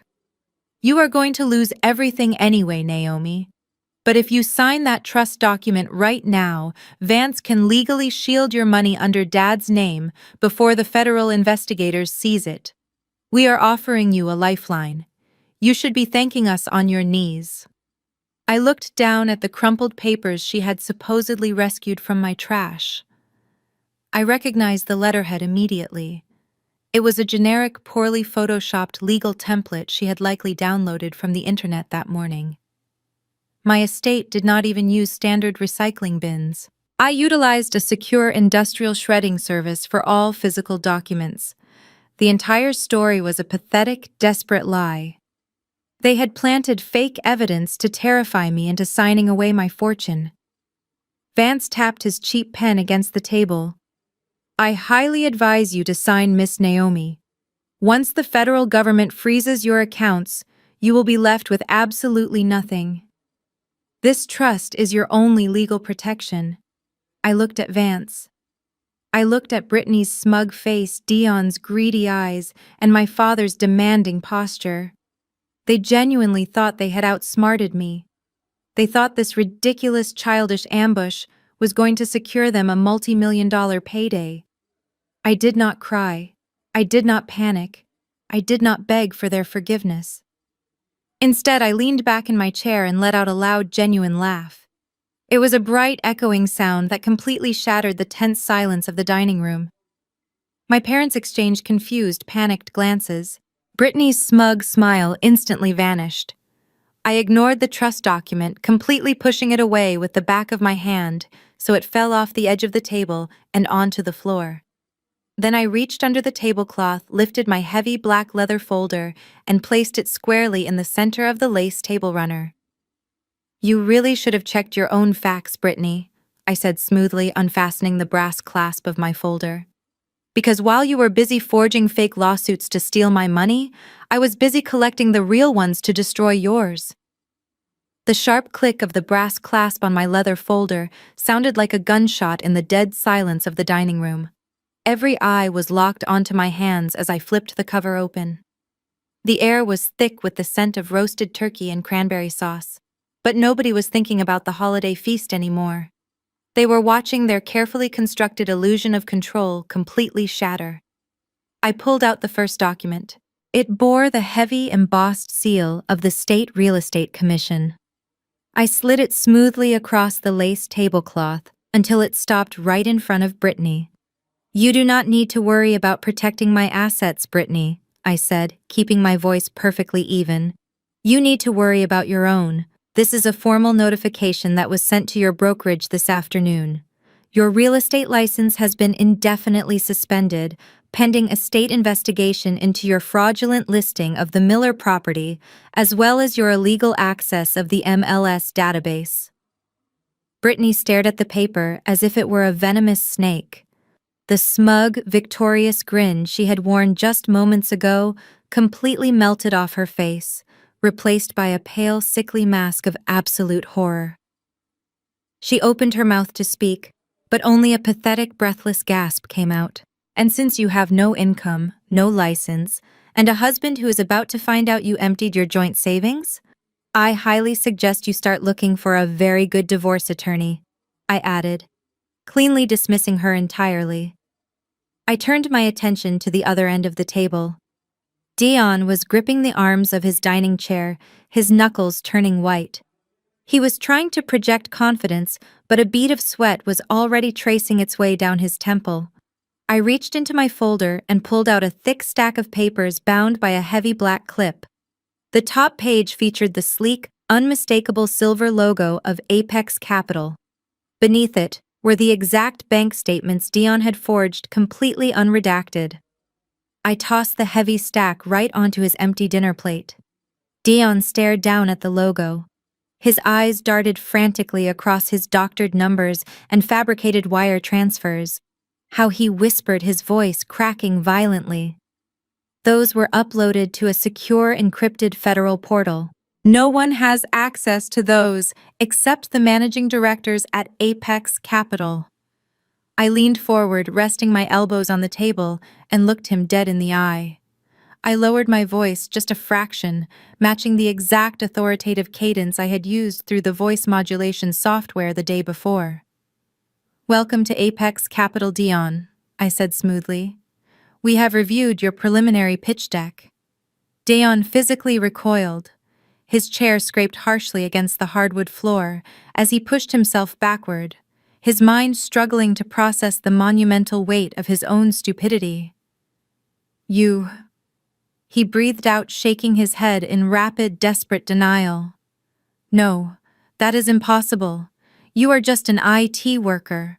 I am the sole owner and shadow CEO of Apex Capital," I corrected him, my voice ringing with undeniable authority. "You sat in my building, drank my water, and asked my firm for $10 million of my money. But worse than that, Dion, you uploaded forged financial documents across state lines to a registered financial institution. That is not just lying to your family, that is federal wire fraud." My mother let out a sharp, piercing cry, clapping her hands over her mouth.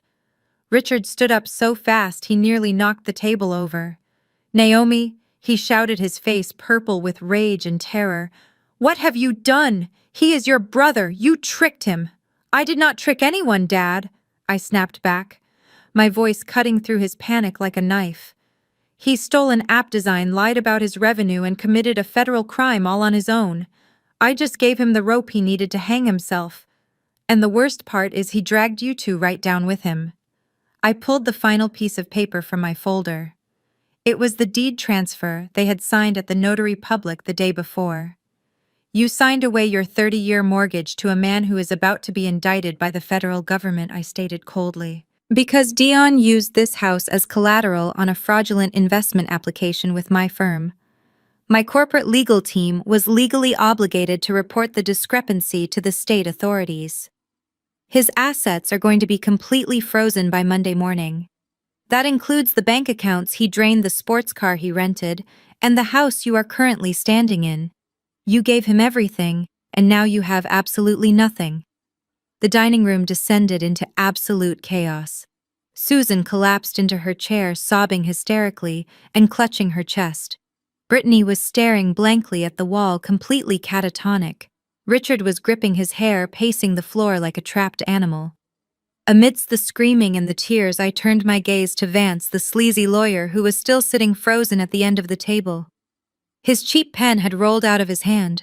"You drafted a predatory family trust based on fabricated evidence and attempted to use it to extort a corporate CEO," I told him, my tone devoid of any mercy. "My security team has already forwarded the footage of this little dinner party to the State Bar Association. You have exactly 60 seconds to get off my parents' property before I have my attorney add you to the federal indictment for conspiracy to commit fraud." Vance did not hesitate. He scrambled out of his chair, abandoning his leather briefcase on the floor. He practically tripped over his own feet as he sprinted out of the dining room, yanking the front door open and fleeing into the cold November night without a single backward glance. I slowly stood up, brushing a non-existent speck of dust from my tailored blazer. I closed my black leather folder, the brass clasp clicking shut with finality. I looked at the ruined, sobbing mess of the people who had spent my entire life making me feel worthless. They had finally gotten exactly what they deserved. "Happy Thanksgiving," I said quietly to the room. I turned on my heel and walked out the front door, leaving them to drown in the absolute destruction of their own making.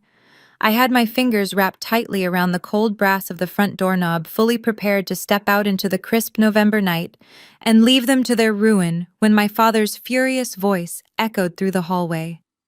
He was not going to let me walk away without desperately trying to reclaim the upper hand. "You are not walking out of here like you won, Naomi."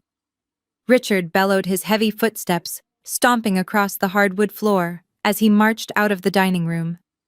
He pointed a trembling, accusatory finger directly at my face. His complexion was a dangerous, mottled purple, completely consumed by a toxic mixture of horror and stubborn denial.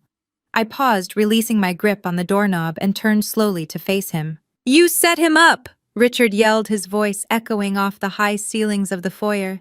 You intentionally created a fake venture capital firm just to entrap your own brother. Dion is an innovator. He was trying to build a legitimate business, and you manipulated the entire situation to make him look like a criminal because you are a deeply jealous, vindictive sociopath. You tricked him into uploading those documents. My mother, Susan, hurried out of the dining room to stand behind Richard. She was wiping her mascara-stained cheeks with a linen napkin, nodding vigorously in agreement. Her tears of panic had quickly morphed back into her default state of arrogant self-righteousness. She desperately needed to believe that I was the villain, because the alternative meant admitting she had completely destroyed her own life. You might have ruined his tech deal, Richard continued, puffing his chest out as he clung to his final pathetic shred of financial security. But your little stunt changes absolutely nothing about our actual standing.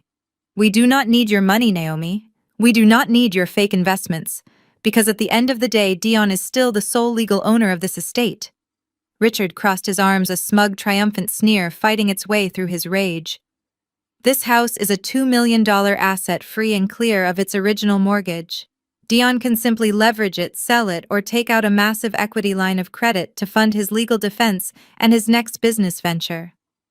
We are still a wealthy, influential family, and you are still just a bitter outsider. We have this house, and there is absolutely nothing you can do to take it from us. I stared at my father, genuinely marveling at his boundless capacity for delusion. I did not argue with him in the hallway. Instead, I walked right past him, my heels clicking sharply against the floorboards, and headed straight back into the formal dining room. Richard and Susan followed closely behind me, confident that their harsh words had somehow put me in my place. But when they stepped back into the dining room, they finally noticed Dion. He was not standing tall. He was not agreeing with our father's boastful claims. Dion was slumped over in his chair, his head buried in his hands, practically hyperventilating. I walked to the center of the table and picked up my black leather folder, which I had deliberately left resting next to the untouched Thanksgiving turkey. Dad, I said, keeping my voice incredibly calm and methodical, like a professor speaking to a particularly slow student. Since you are suddenly an expert on real estate assets and equity lines of credit, let me ask you a simple question. Do you know what a notice of default is? Richard frowned, his triumphant posture faltering slightly. What are you talking about? A notice of default is a formal public declaration filed by a lending institution. I explained smoothly, making sure my voice carried clearly across the quiet room. It is the very first legal step a bank takes when a borrower has completely failed to meet the repayment terms of a secured loan. It means the borrower is delinquent, the contract is broken, and the lender is initiating the legal process to seize the collateral. I opened the brass clasp of my folder one last time. You see, Dad, your golden boy did not just sit patiently on the deed to this house while he waited for Apex Capital to reply. He needed immediate liquid cash to pay that offshore coding farm for his stolen prototype, and he needed money to rent his ridiculous orange Lamborghini. So the very morning you two foolishly signed the property over to him, Dion went straight to a predatory high-interest hard money lender. I pulled a thick, legally stamped document from the back of the folder. He took out a massive, unregulated short-term loan against the full equity of this house. I continued relentlessly. And because he has absolutely no income and his bank accounts are severely overdrawn, he completely missed the massive balloon payment that was due 48 hours ago. Susan let out a horrifying, strangled gasp. She grabbed the back of a dining chair to keep her legs from giving out.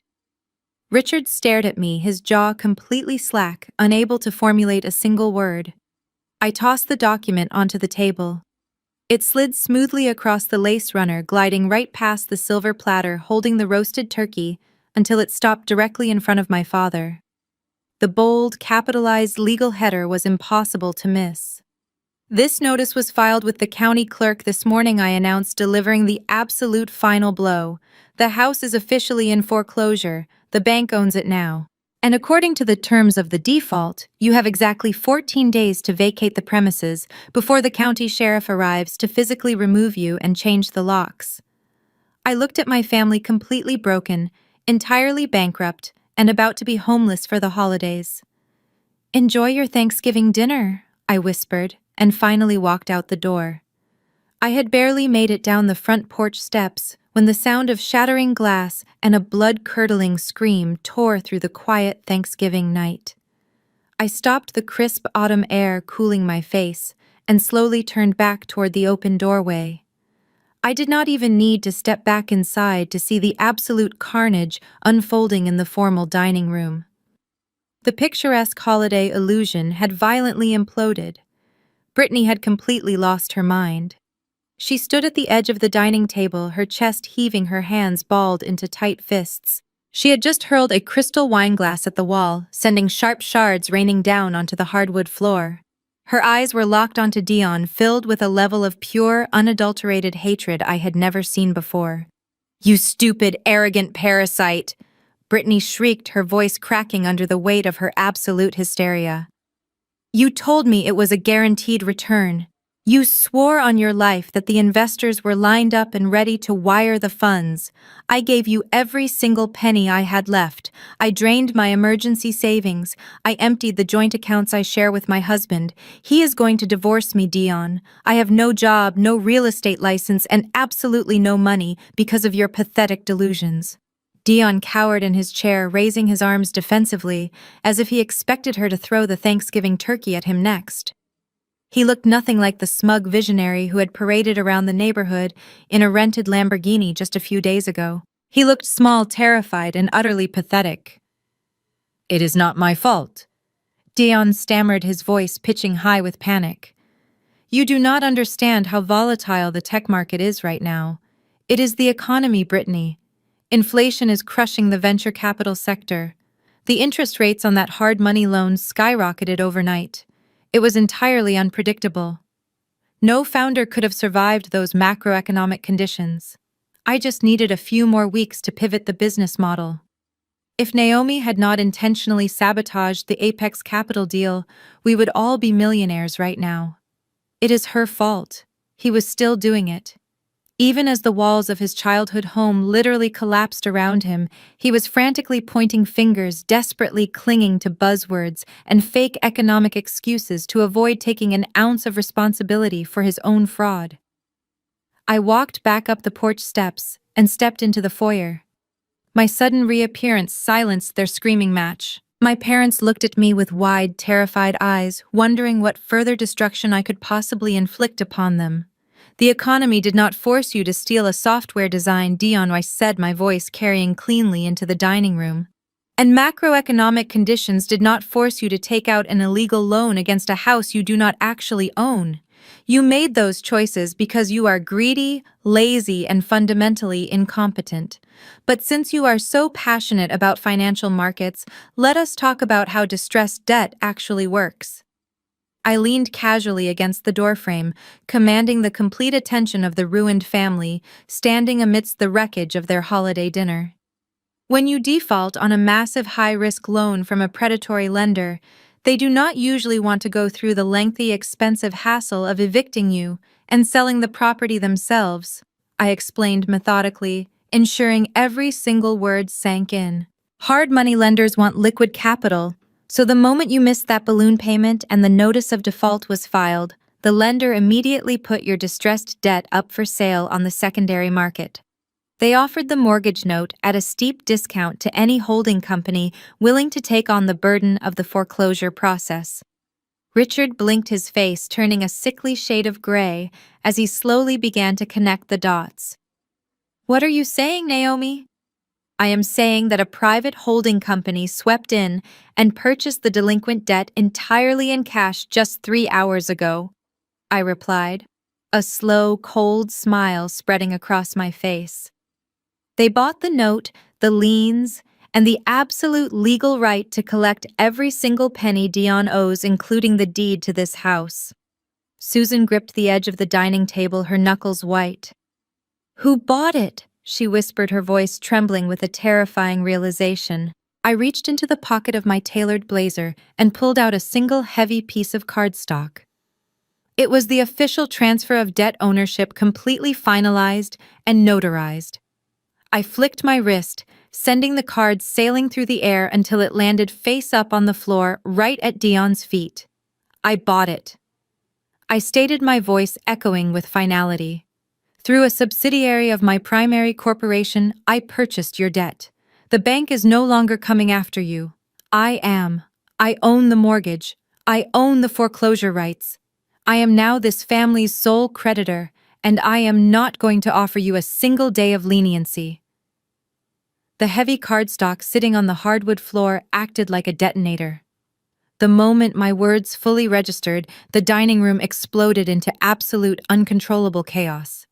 Susan dropped to her knees amidst the scattered shards of crystal from the broken wine glass. She clutched her chest and began wailing loudly, her pristine holiday dress gathering dust from the floorboards, as she realized her wealthy suburban life was officially over.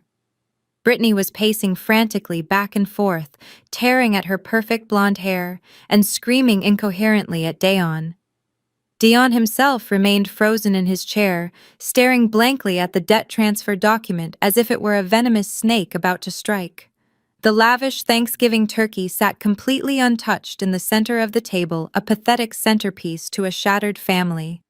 Richard, refusing to accept that his patriarchal authority had been completely and permanently dismantled, marched toward me.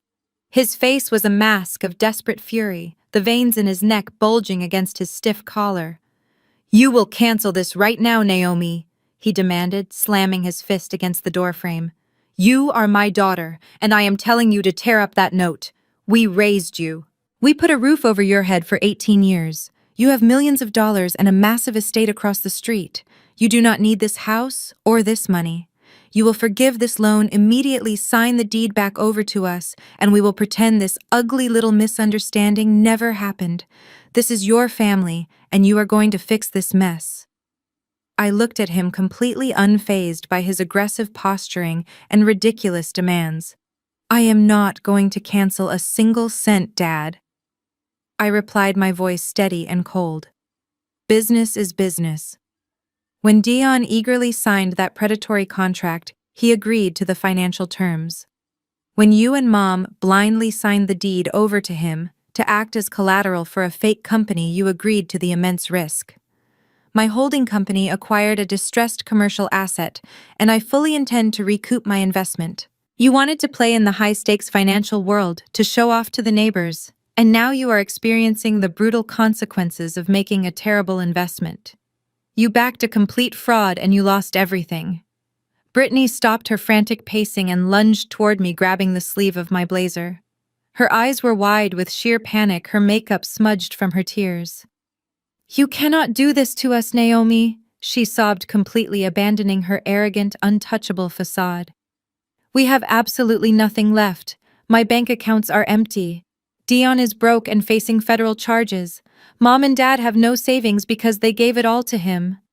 If you foreclose on this house, we will literally be out on the street. You have a 20,000 square foot mansion sitting entirely empty across the street. You have to let us move in. You have to help us. We are your family, and we have nowhere else to go." I slowly pulled my arm out of her desperate grip, staring at my sister as she begged for the exact same mercy she had violently denied me. I remembered standing on this very lawn, shivering in the freezing rain, watching her perfectly manicured finger point toward the street as she threw my suitcase into the mud. I remembered the smug, disgusted look on her face when she told me I was taking up space and needed to get off her property. I leaned in slightly, ensuring my voice was low, sharp, and perfectly clear. "I do not harbor beggars, Britney," I recited, echoing the exact phrase she had hurled at me with such vicious cruelty. "You made it abundantly clear that success is measured by wealth, and that those who cannot afford their own space deserve to be discarded like garbage. I am simply holding you to your own exact standards." Richard stepped in front of Britney, his face red with indignation. "You said the bank notice gave us 14 days, he growled, trying to salvage any tiny shred of leverage he thought he still possessed. "We have 2 weeks to figure this out. We will hire a lawyer. We will fight you in court and expose your predatory tactics. You cannot just throw us out onto the sidewalk tonight." I reached into the interior pocket of my tailored blazer. That original notice was standard residential bank procedure, Dad. But as I just explained, the bank no longer owns the debt. A private commercial holding company owns it. And because the loan was secured under a commercial entity for Dion's fictional tech startup, residential grace periods no longer apply to this property. I pulled out a crisp, brightly colored legal document and pressed it directly against my father's chest, forcing him to take it. "I am not waiting 2 weeks," I stated cleanly. "That is a formal court-approved 3-day notice to quit. You have exactly 72 hours to pack up whatever belongings you can fit into your cars and vacate my property. If anyone is still inside this house by 8 o'clock on Monday morning, I will have the county sheriff physically remove you for trespassing." The sun rose on Black Friday, casting a cold gray light over the neighborhood. The morning after Thanksgiving was usually a time for crowded shopping malls and leftover turkey sandwiches, but for the house across the street, it marked the first day of their rapid, terrifying countdown. I sat in my plush home office sipping a hot cup of black coffee, watching my parents' driveway through the massive bay windows. The curtains of their house were drawn tight, but I did not need to see inside to know exactly what was happening. Desperation has a very predictable routine. Britney had spent her entire adult life relying on her status and her credentials to bully her way out of difficult situations. She was a licensed real estate agent in a high-income luxury market, which meant she possessed an inflated sense of legal superiority. Despite the sheer devastation of the previous night, and despite me handing her the physical complaint from the State Real Estate Commission, Britney was firmly entrenched in a state of arrogant denial. She convinced our terrified parents that I was simply bluffing. She promised them that my 3-day eviction notice was legally unenforceable and that she could easily use her professional access to file an emergency stay of execution, trapping the property in bureaucratic limbo for months. Sitting at the dining room table, pushing aside the cold, untouched Thanksgiving turkey, Britney booted up her laptop.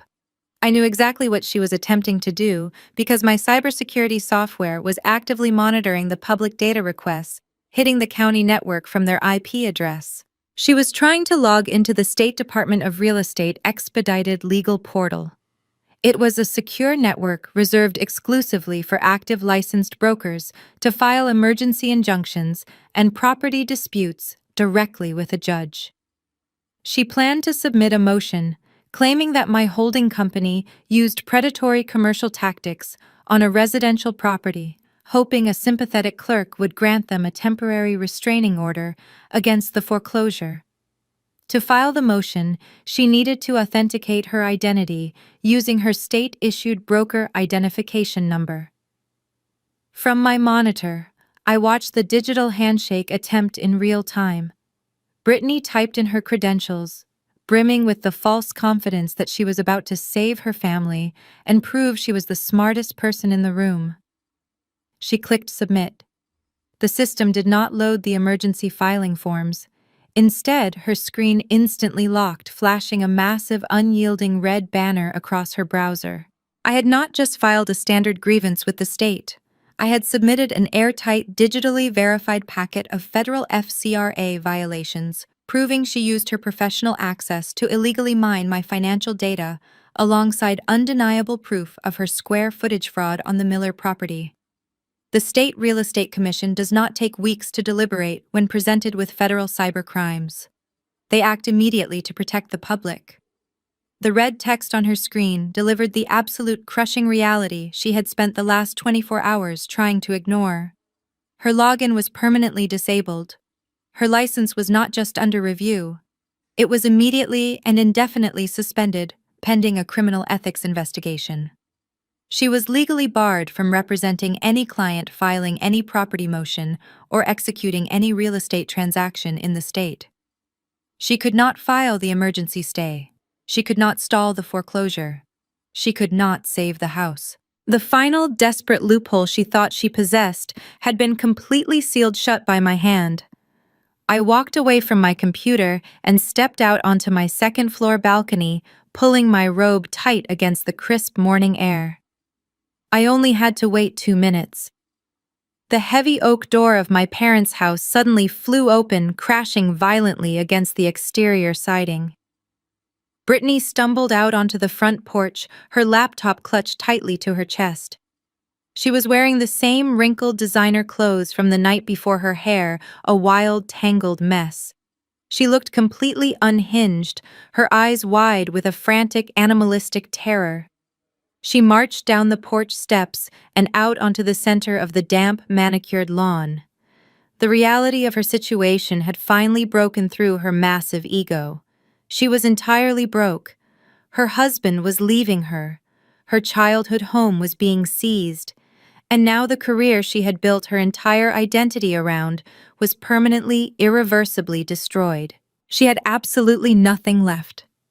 Britney dropped her expensive laptop right onto the wet grass. She threw her head back and let out a raw, guttural scream that echoed loudly down the quiet suburban street. It was not an angry shout.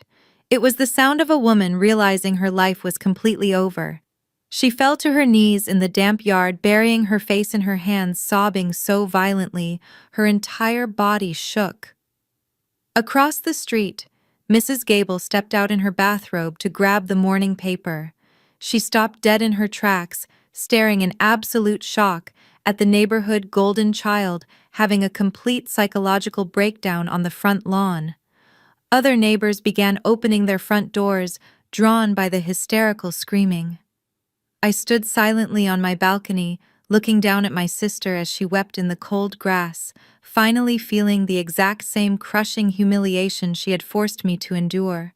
While Britney remained collapsed on the damp grass, completely consumed by the devastating reality of her ruined career, the interior of my parents' house was descending into a different kind of chaos. From my vantage point on the second-floor balcony, I could not see through the drawn curtains, but I knew exactly how a cornered rat behaved. Dion was not the type to stand his ground and face the consequences of his actions. He was a coward who had spent his entire life letting our parents shield him from accountability. But Richard and Susan could not protect him from the federal government, and Dion knew it. Inside the house, Dion was frantically executing an incredibly sloppy escape plan. He had packed a single designer duffel bag with whatever clothes he could grab, abandoning his expensive tech equipment and his grand delusions of being a Silicon Valley visionary. He needed to flee the state immediately. But running required untraceable cash, and his bank accounts were either entirely empty or already frozen by my legal team. With Britney distracted by her public meltdown on the front lawn, Dion slipped into her childhood bedroom. He completely ignored the sounds of his sister sobbing outside. Instead, he ruthlessly raided her jewelry box. He snatched up her diamond tennis bracelets, her expensive pearl earrings, and the heavy gold necklaces she had bought during her most lucrative real estate years. He shoved thousands of dollars worth of her remaining assets into his duffel bag, stealing from the very sister he had already bankrupted simply to save his own skin. I stood peacefully on my balcony holding my warm ceramic mug and took a slow sip of my black coffee. The crisp morning air felt incredibly refreshing. I knew Dion was going to run. It was the only logical outcome for a man who had built his entire existence on lies and borrowed money. But what Dion completely failed to realize was that I was already 10 steps ahead of his pathetic attempt to flee. He genuinely believed that his forged financial documents were just a private matter between him and Apex Capital. He thought the worst-case scenario was simply losing the investment and dealing with a bitter family dispute over a foreclosed house. He had no idea how the real financial world operated. The very moment Dion had uploaded those fabricated bank statements and fraudulent tax returns to my secure corporate portal, my legal team had archived the data. But I did not just keep the evidence for my own amusement. I had instructed my lead corporate counsel to meticulously package the entire digital footprint of his transaction.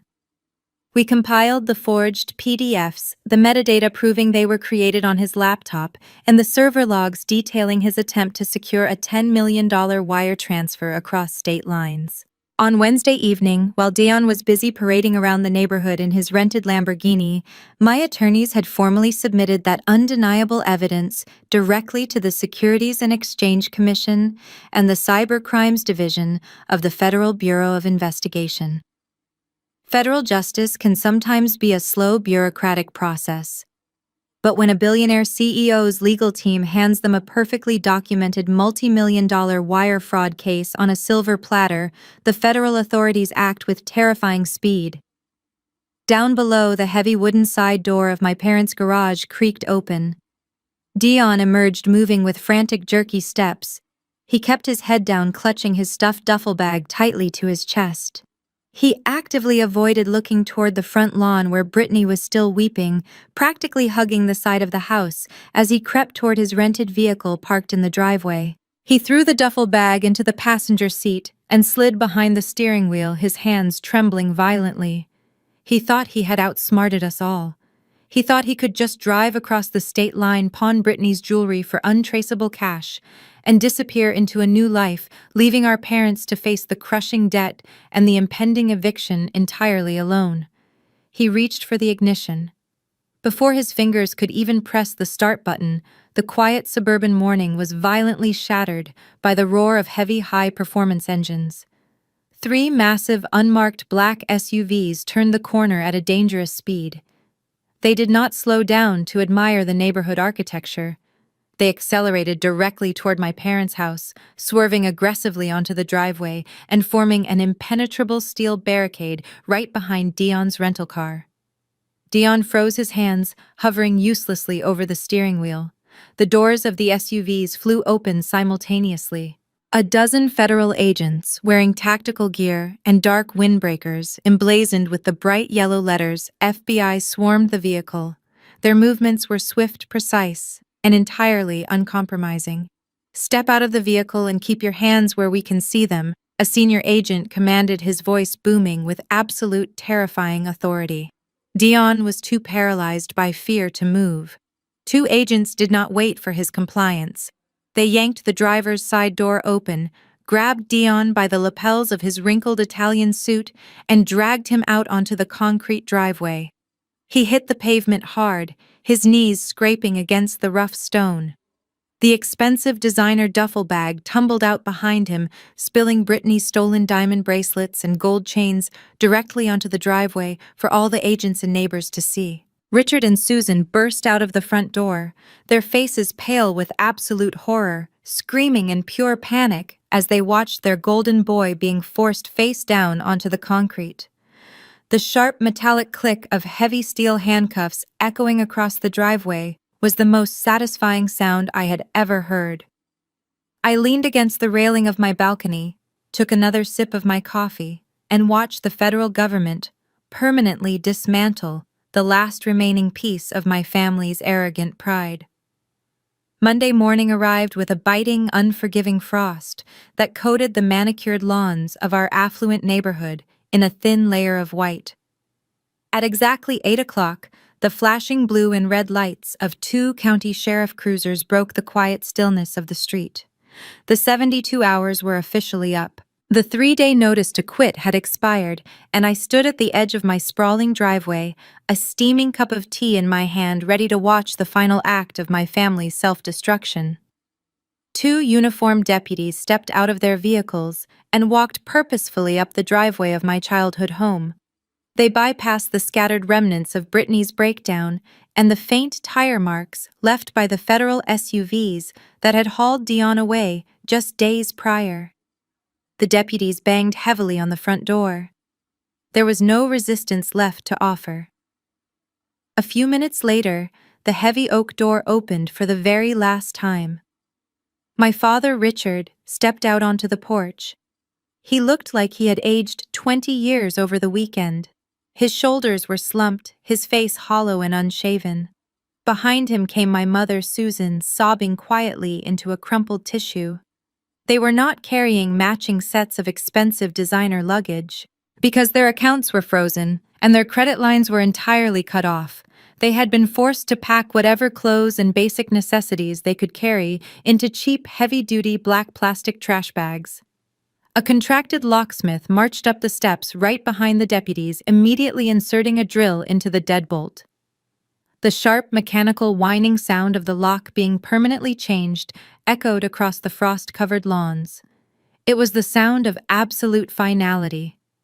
Richard and Susan slowly made their way down the driveway, dragging their pathetic black trash bags across the concrete. They stopped at the edge of the public sidewalk, the exact spot where Dion had stood just weeks ago, puffing a cheap cigar and threatening to have me evicted. They looked completely lost. They had no money, no home, and a son sitting in a federal holding cell. When Susan looked across the street and saw me standing by my iron gates, a spark of desperate, frantic hope lit up her tear-stained face. She dropped her trash bags and hurried across the asphalt with Richard trailing closely behind her like a beaten dog. Naomi, Susan pleaded, her voice cracking as she reached out to grab the cold iron bars of my gate. Please, sweetheart, you have to help us. We have absolutely nowhere to go. All of our accounts are locked. Our credit cards are declining. We cannot even afford a cheap motel room for the night.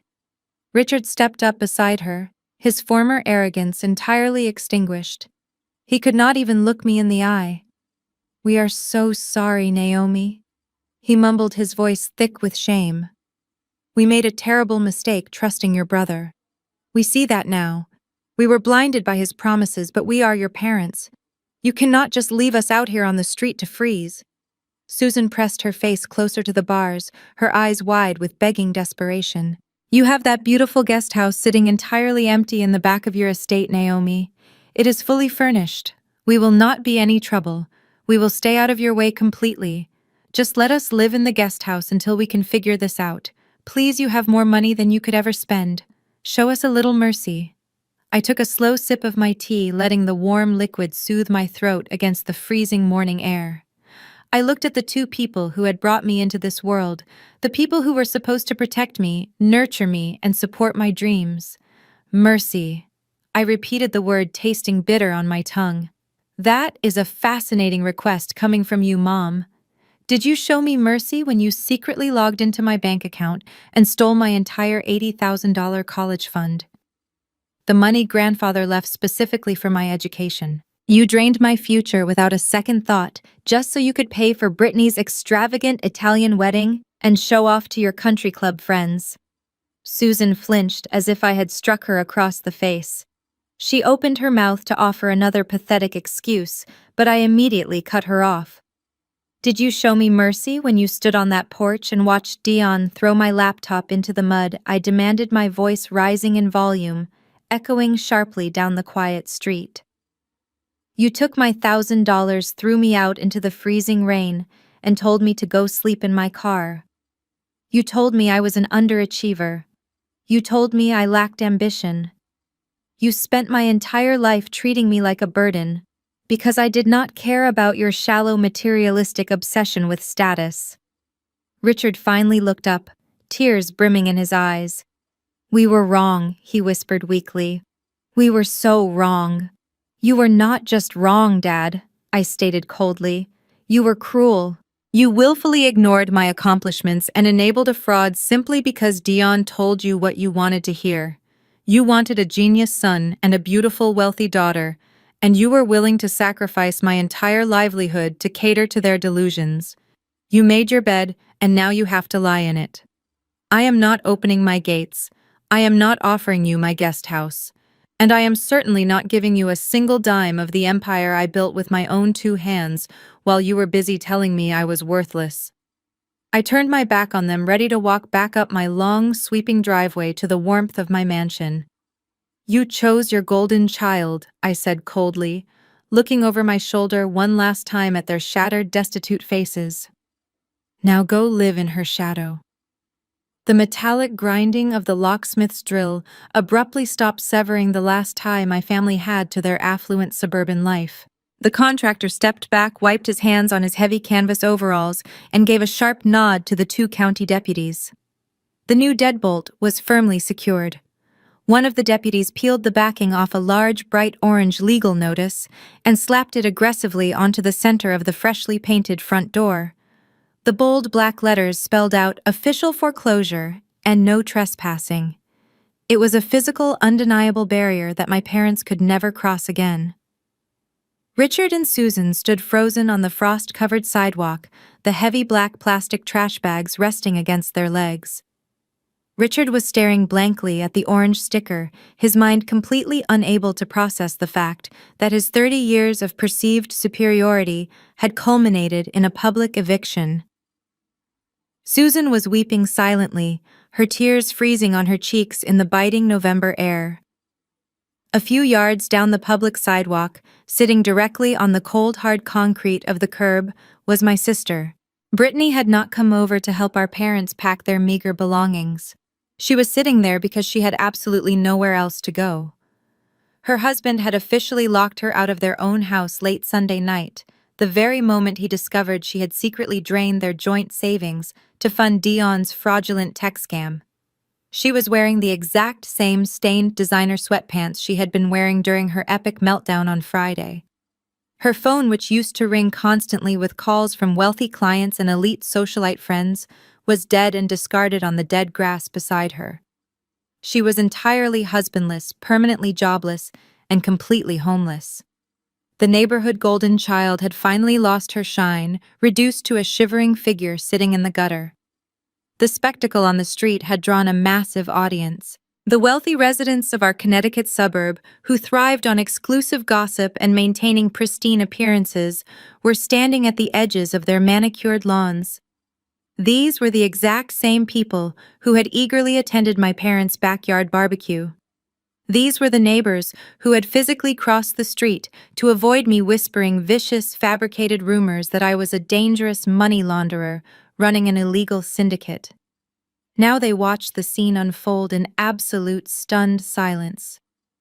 Mrs. Gable, the neighborhood association president, who had so eagerly bought into Britney's lies, was standing at the end of her driveway with her hand clamped tightly over her mouth. The local barista, who had once slammed my morning coffee on the counter in disgust, was walking her purebred dog and stopped dead in her tracks to stare at the ruined family. The truth was laid bare on the freezing pavement for the entire community to see. They had watched the federal agents drag Dion away in heavy steel handcuffs just days prior. They had seen Britney lose her mind and her real estate license. And now they were watching the county sheriff physically lock my parents out of their home.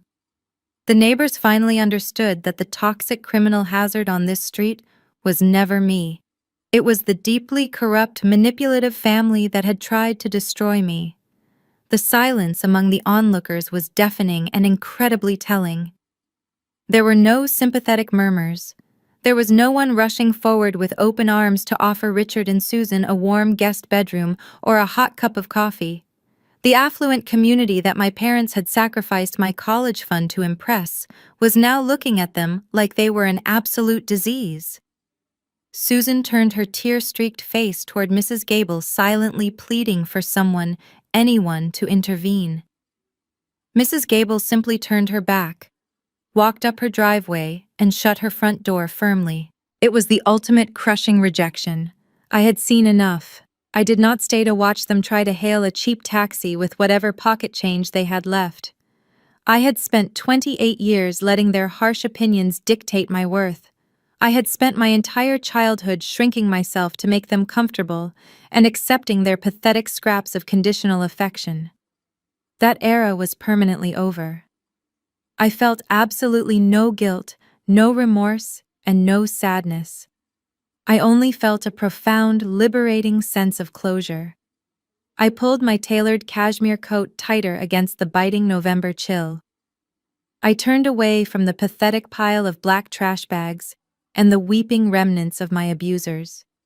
I stepped off the curb and began walking across the smooth black asphalt of the street. The sharp, rhythmic clicking of my designer heels broke the absolute silence of the neighborhood, echoing like a metronome of pure victory. I walked past the shocked neighbors and the idling sheriff cruisers. I did not look back a single time. I walked through the towering iron gates of my $12 million estate, ready to return to the massive, brilliant empire I had built entirely without them.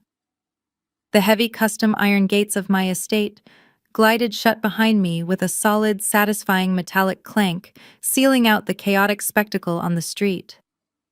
As I walked up the long, perfectly swept driveway, the biting November chill seemed to lose its edge. I stepped through the grand double doors of my mansion, and the absolute pristine silence of the foyer washed over me. There were no screaming matches. There were no fabricated crises or desperate pleas for money. There was only the gentle ambient warmth of my home, and the faint reassuring hum of the enterprise servers operating flawlessly in the basement. I slipped off my tailored cashmere coat, handing it to my housekeeper, who offered a warm, silent smile before quietly disappearing down the hall. For the first time in 28 years, my shoulders completely dropped. The invisible crushing weight of my family's constant judgment, their endless demands, and their toxic expectations had been entirely lifted. I was free. As I walked into the expansive chef's kitchen to pour myself a fresh cup of coffee, the encrypted secure phone in my blazer pocket vibrated with a priority notification. I pulled it out and unlocked the screen. It was an urgent message from my executive management team in New York. The notification detailed the finalization of a massive multi-year contract we had been negotiating for months. A coalition of international banks had just officially adopted my cybersecurity firm's proprietary encryption software to overhaul their entire global financial infrastructure. The initial rollout was valued at over $80 million. I stared at the glowing numbers on the screen. There was a time when I would have rushed across the street to show that exact email to my parents. I would have desperately hoped that an $80 million global contract might finally prove to them that I was smart, that I was successful, and that I was worthy of the same pride they so easily showered upon Dayon and Britney.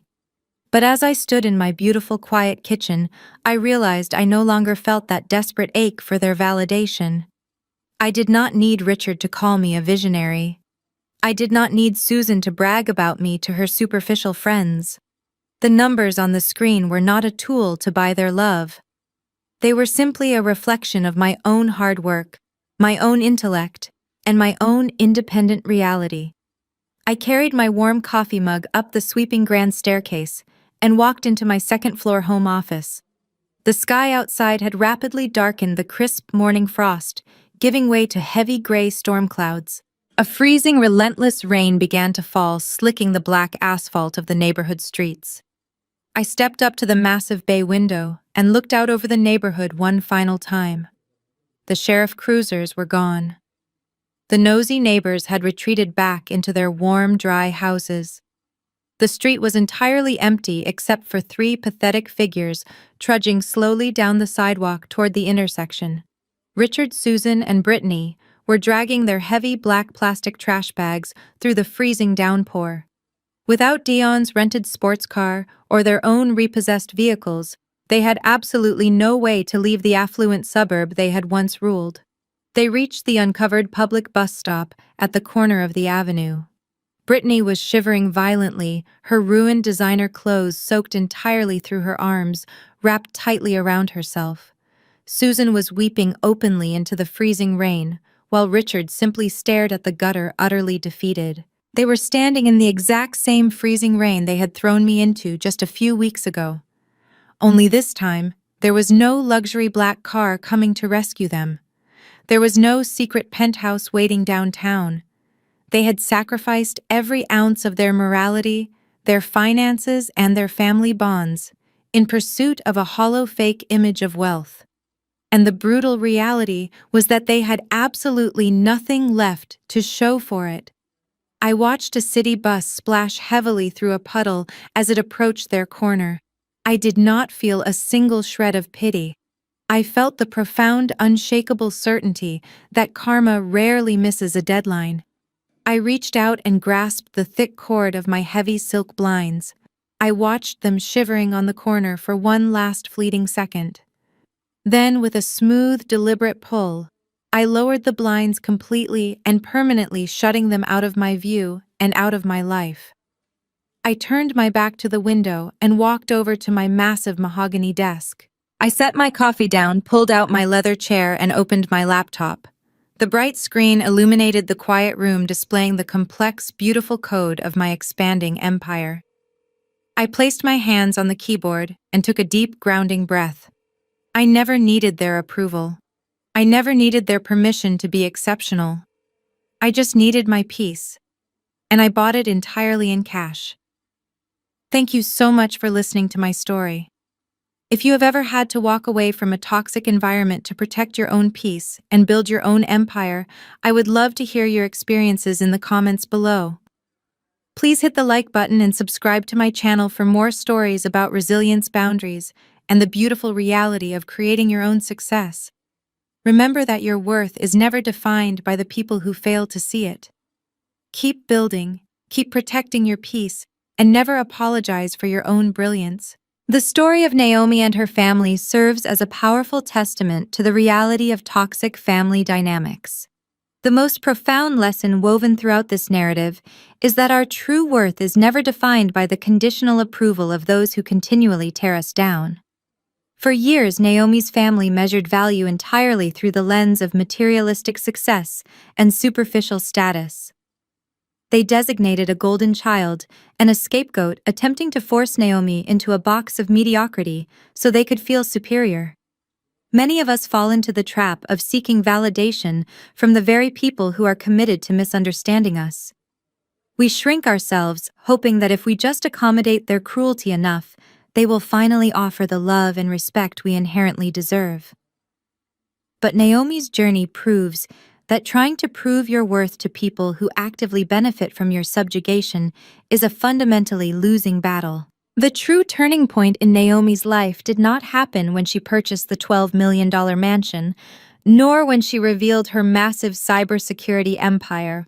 Her ultimate victory occurred the moment she stopped seeking her family's permission to be exceptional.